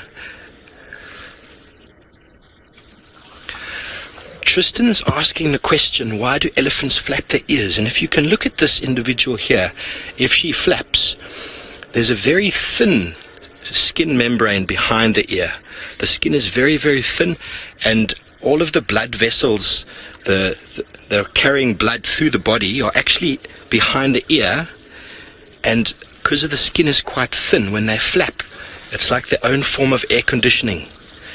The ear makes up about a third of their body size, the ears, and so they're able to cool themselves down by that flapping. So when they're flapping very, very vigorously or quite fast, it's actually increasing the amount of air that's moving over that thin skin, which helps them to cool down.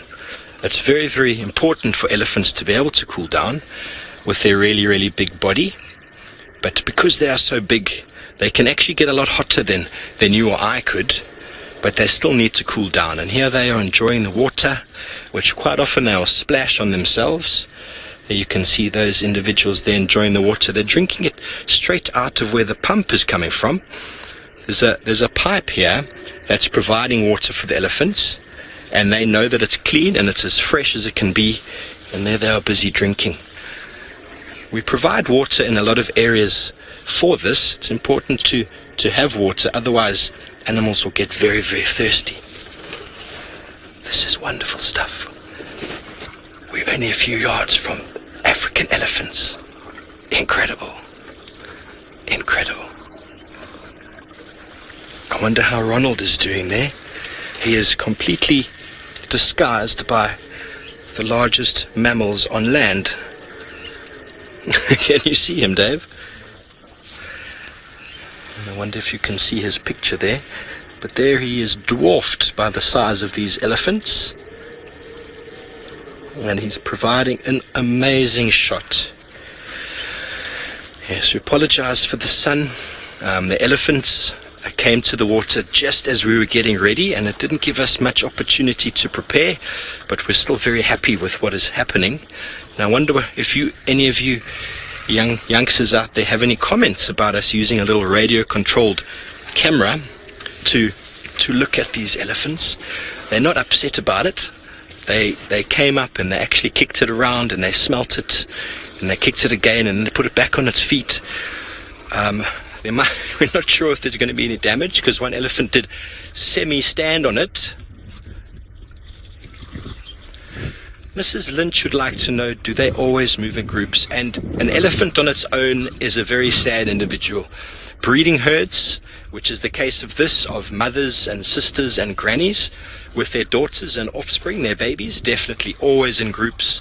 The groups can be 5, 10, 20 individuals.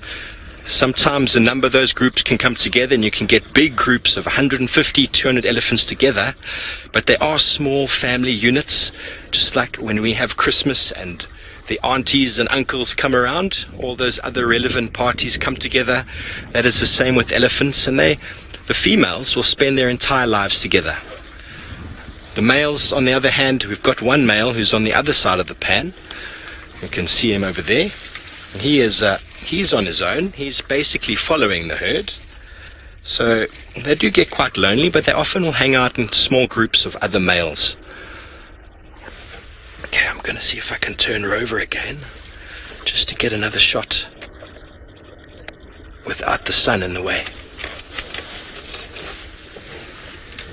There we go, look at that. Beautiful. Still a lot of sun.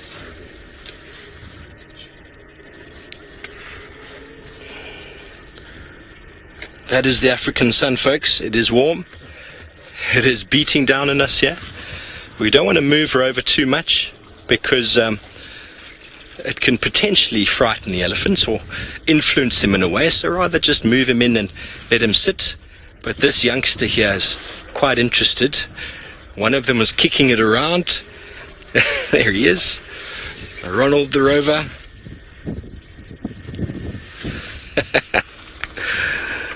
Well, this is awesome stuff.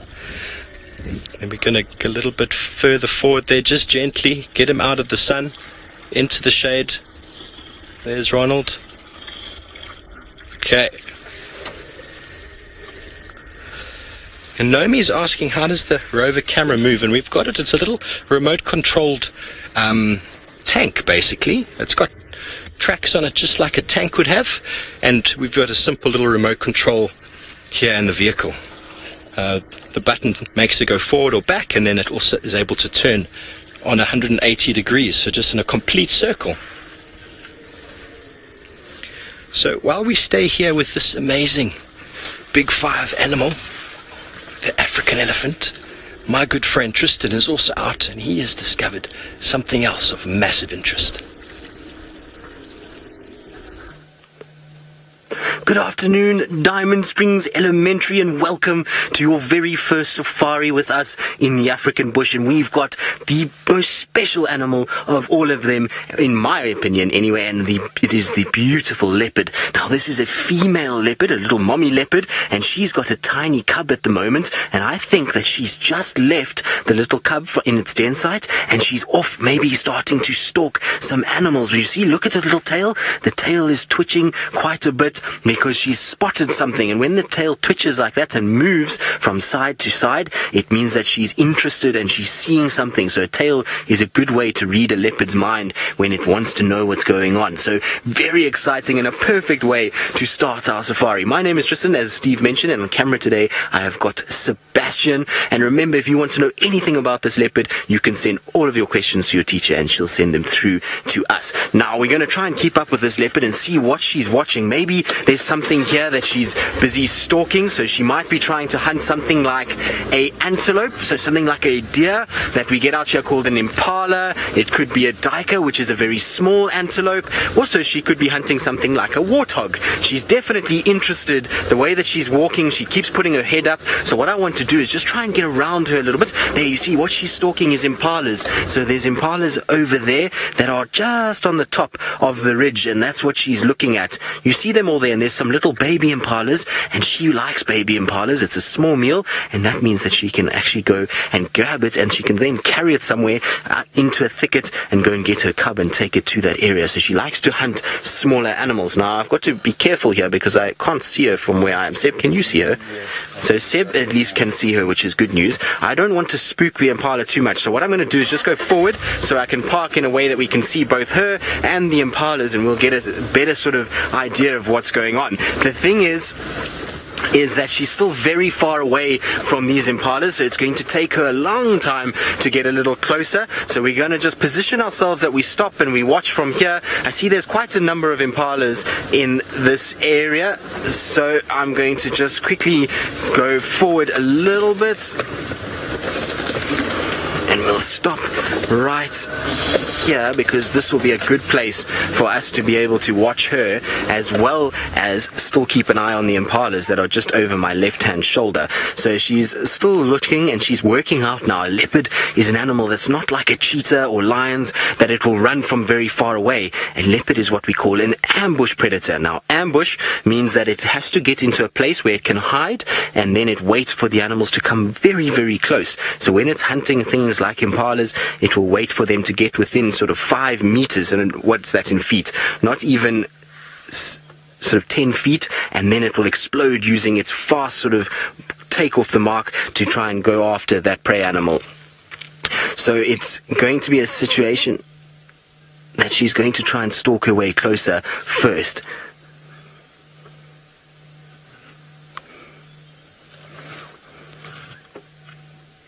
Well, a very, very warm welcome, because it is warm here in South Africa, to this live broadcast from the wilds of the Greater Kruger National Park. As you can see, we've got a female leopard slinking through the bush, and the reason she's slinking is that she's busy hunting. So we've got here just at the perfect time. We've just found her. She spotted some impalas, and she's now going to start moving towards them. My name is Tristan. On camera today, I've got Sebastian, and this is live and interactive, so you can ask any questions in the comments section below, and we'll try and answer as many as possible. Now, what I'm going to try and do is just slink forward a little bit. The impalas are just off in front of her, and so what she's trying to do is get herself into a bit more of a thicket. So let's just see if I can reposition myself slightly so that we can at least watch what's going on from the back, because she's using all the thickets in order to try and hide as much as possible.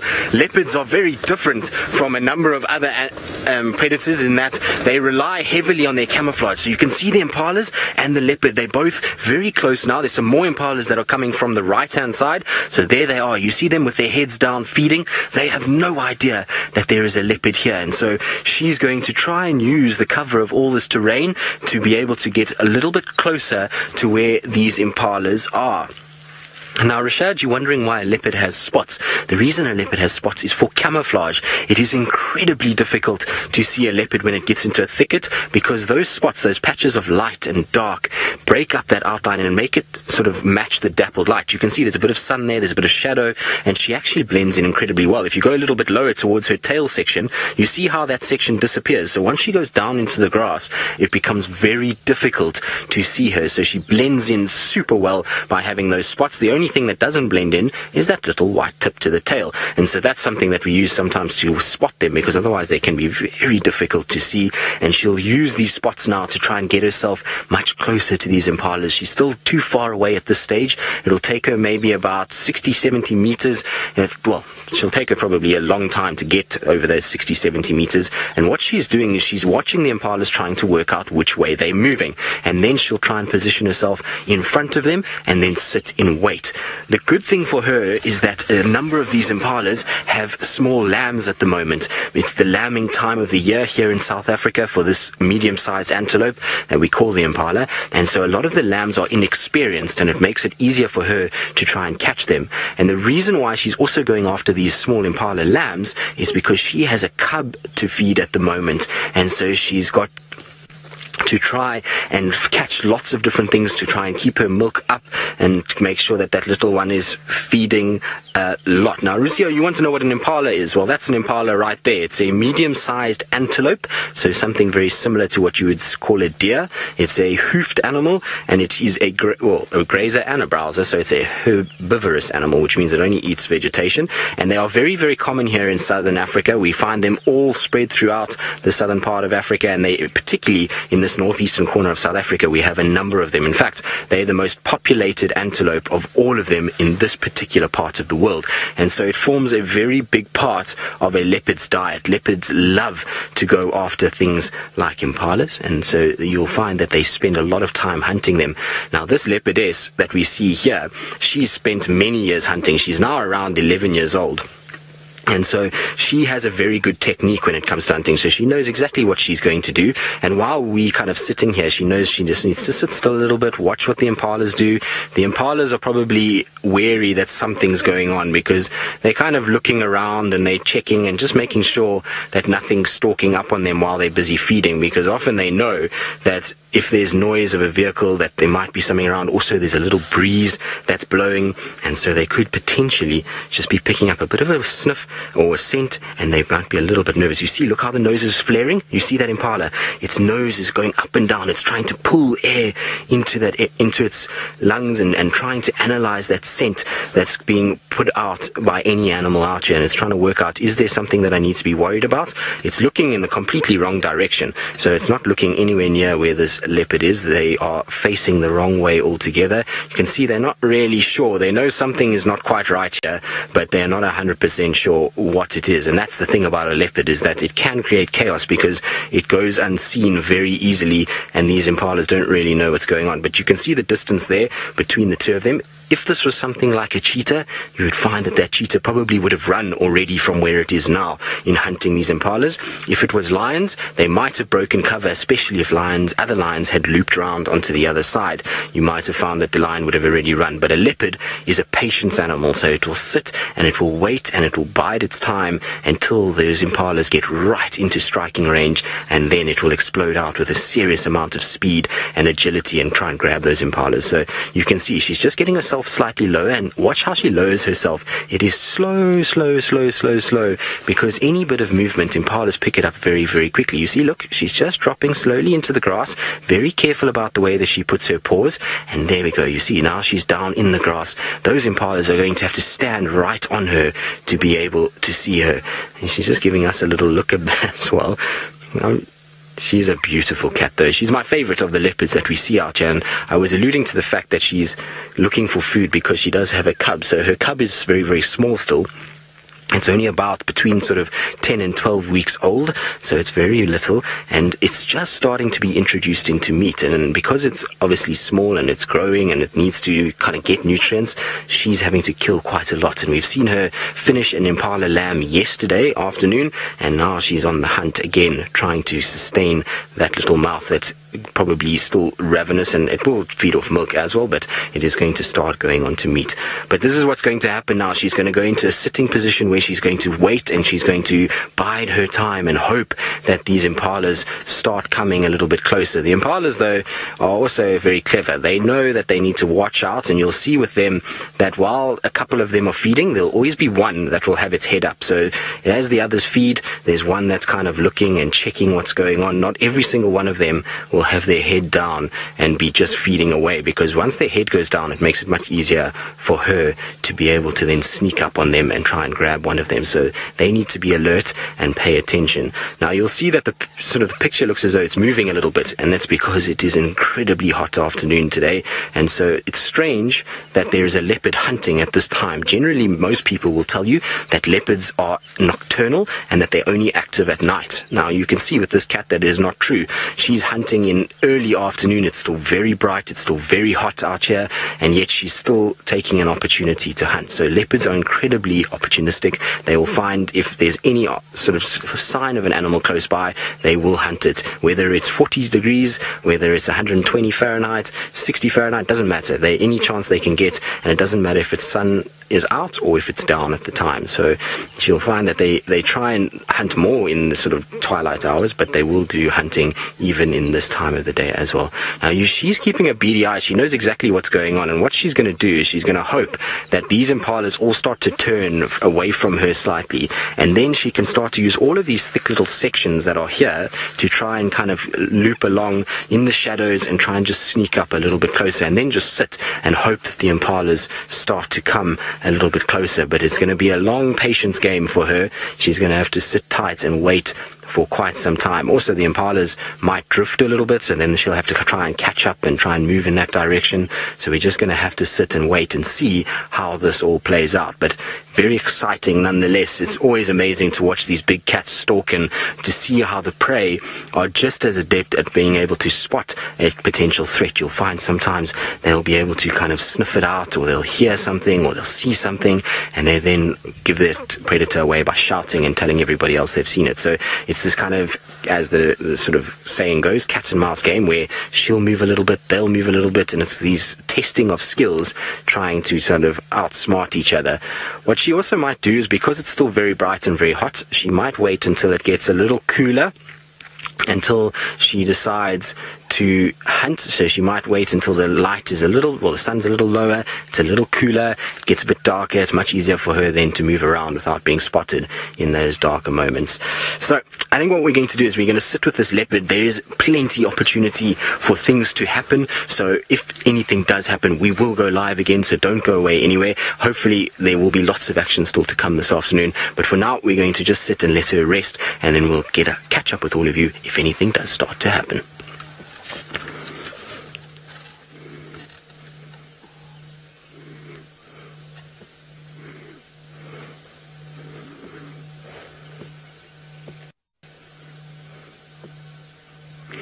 Right, kids, well, that's exciting stuff that our leopard is still hunting. You can see she's just watching me a little bit, so she is waiting for these impalas, I think, to get a little bit closer, because she wants to be able to go and try and hunt one of them. But the impalas are slowly walking away from her, and she looks as though she's quite tired, doesn't she? She's kind of got her eyes closed, and it looks as though she's almost going to start sleeping. But we're going to keep our distance a little bit, because we want to give her the best chance to be able to hunt, and we want the antelope, so the little impalas, to also have a chance to be able to get away and to spot the leopard. We don't want to block either one of them, so it's important that we just sit back a little bit and let her kind of do what she wants to do.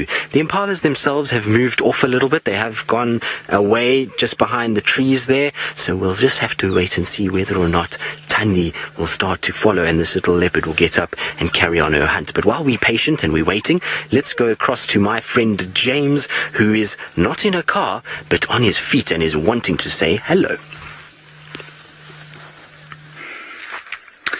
Hello everybody, and welcome to this part of our sunset safari. My name is James Hendry. I'm not standing in a very good place for the cameraman, whose name is Viam.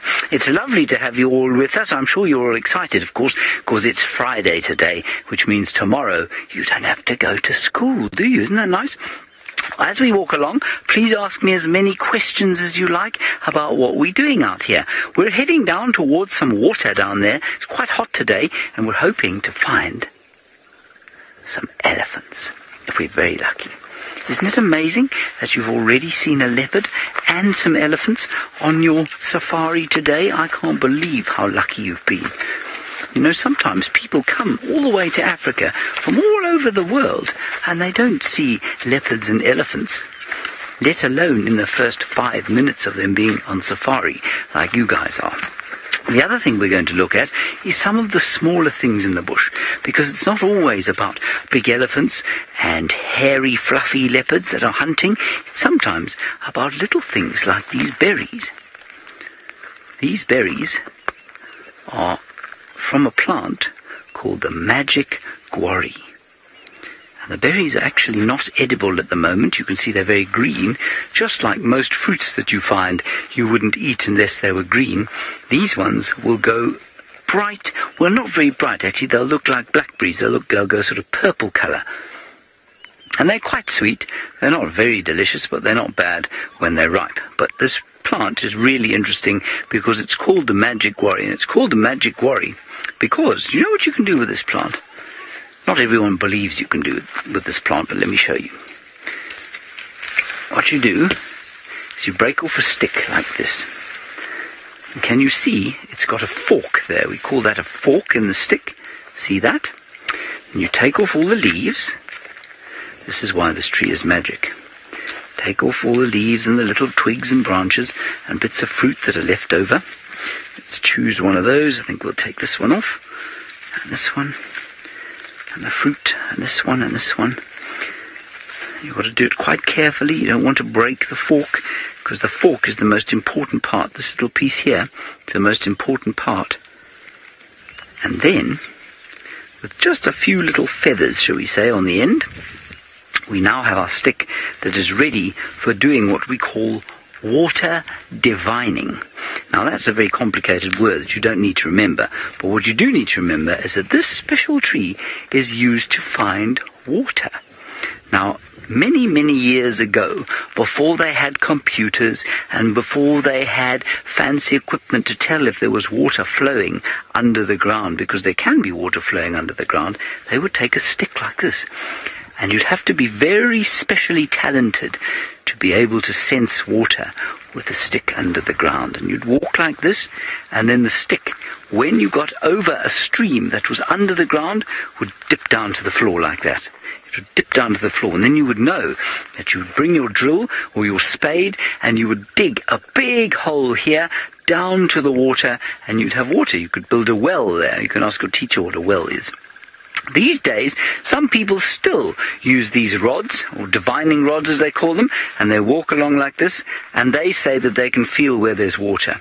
And I have a friend who worked not too very far from here, who says that he got a man out with a stick like this to look for water, and he managed to find it. Just depends what you believe, I suppose. So that's a very clever tree. That's why it's called the magic quarry. Isn't that a magic tree? Oh, and there's something else on this magic tree. Look at this. Look at this special thing here. It's called an uthika, and in it lives a praying mantis. But the mantis is not there. She's a predator. She likes to eat other insects, and of course something else that likes to eat other animals is Thandi, the leopard.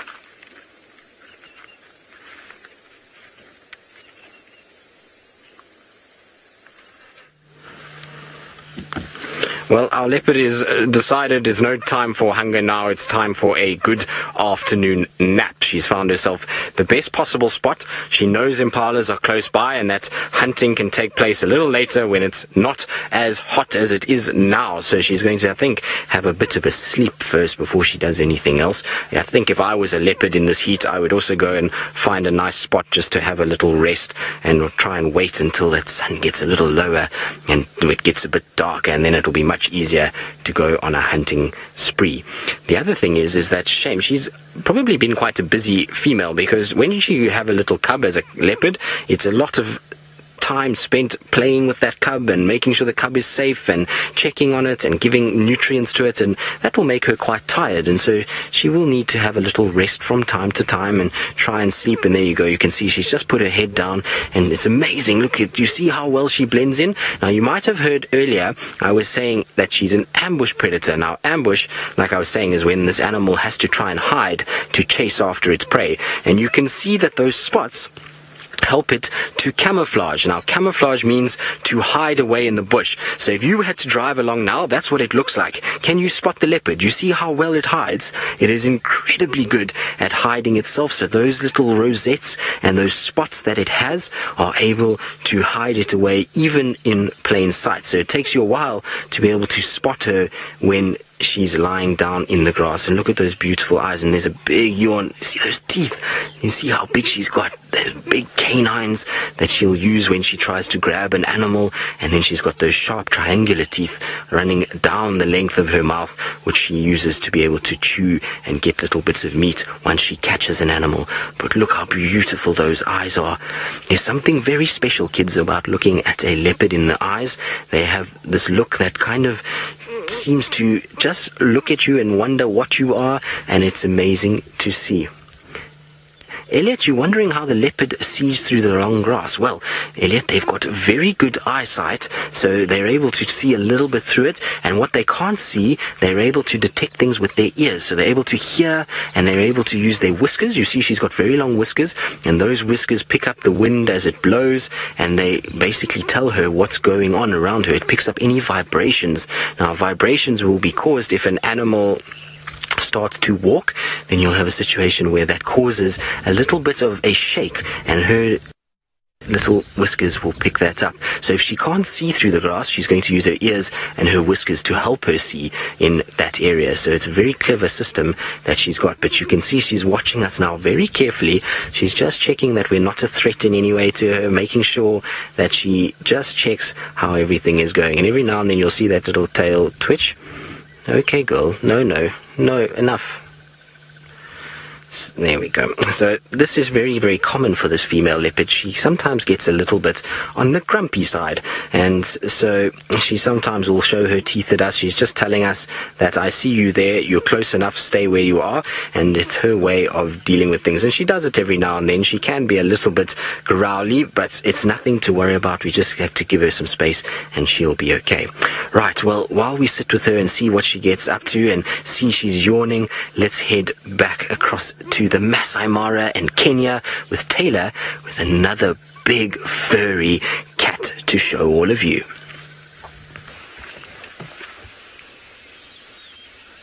Hello to all the wonderful children of Diamond Springs Elementary. I'm very excited to have you on board with me this afternoon. We've a pride of lions sitting in the Mara, all the way in Kenya. We're quite far away from the team down in South Africa. My name is Taylor McCurdy, and on camera with me today is Adrian. And hopefully we're going to see lots of exciting things with these lions. Now, I think it might be the first time that some of you have seen lions before. So remember, you can ask your teacher as many questions as you want about all the animals out here in Africa. And we'll all try and answer them, well, to the best of our ability. Now, this pride of lions we actually see quite regularly, and they are called the marsh breakaways. And there are 3 lionesses that normally stay together with 7 little cubs. So there's some older ones that must be about maybe 7 months old now, maybe 6 to 7 months old, probably even a little bit bigger than that. They grow so quickly. And then the really tiny ones, there's 3 new ones you can see just popping their heads up above the grass. They're only between 3 and 4 months old, so they're still very little. And it was quite sad. The other day we were here and we saw that one of the little lions actually had a limp and it was injured. But I saw it again today and it ran across the road and in the open, and it was fine. I think it was pretending. Now, Chad, you're wondering what type of food do predators eat? Well, lions in this area like to eat warthogs, especially at this time of year. So pumbas, you may remember from the lion, we call them warthogs, that's their actual name. But lions will eat anything that they can get their claws on, from a big African buffalo to an impala to a eland, which is the world's largest antelope, and a number of different things. And then, of course, in Kenya, maybe some of you have seen some documentaries. Maybe you've heard your parents talking about an African safari, and they maybe mentioned migration. So there's a big migration of animals that happens up in the Mara and in Tanzania, and they basically cross massive rivers, wildebeest, zebra, topi, Thompson's gazelle, all sorts of things move around and in order to try and find new grass. And then the lions are eating lots of wildebeest and zebra. So it actually depends on the time of the year out here in South Africa. Hopefully someone will find you some lions there. But they normally eat the same thing. They eat a lot of warthogs, but in South Africa they're mainly hunting buffalo. Lots and lots of buffalo. They're specialists. Out here the buffalo seem to chase more lions than lions actually end up catching them. But those little ones won't be doing any hunting just yet. They're still too small to do that, so they have to rely on mom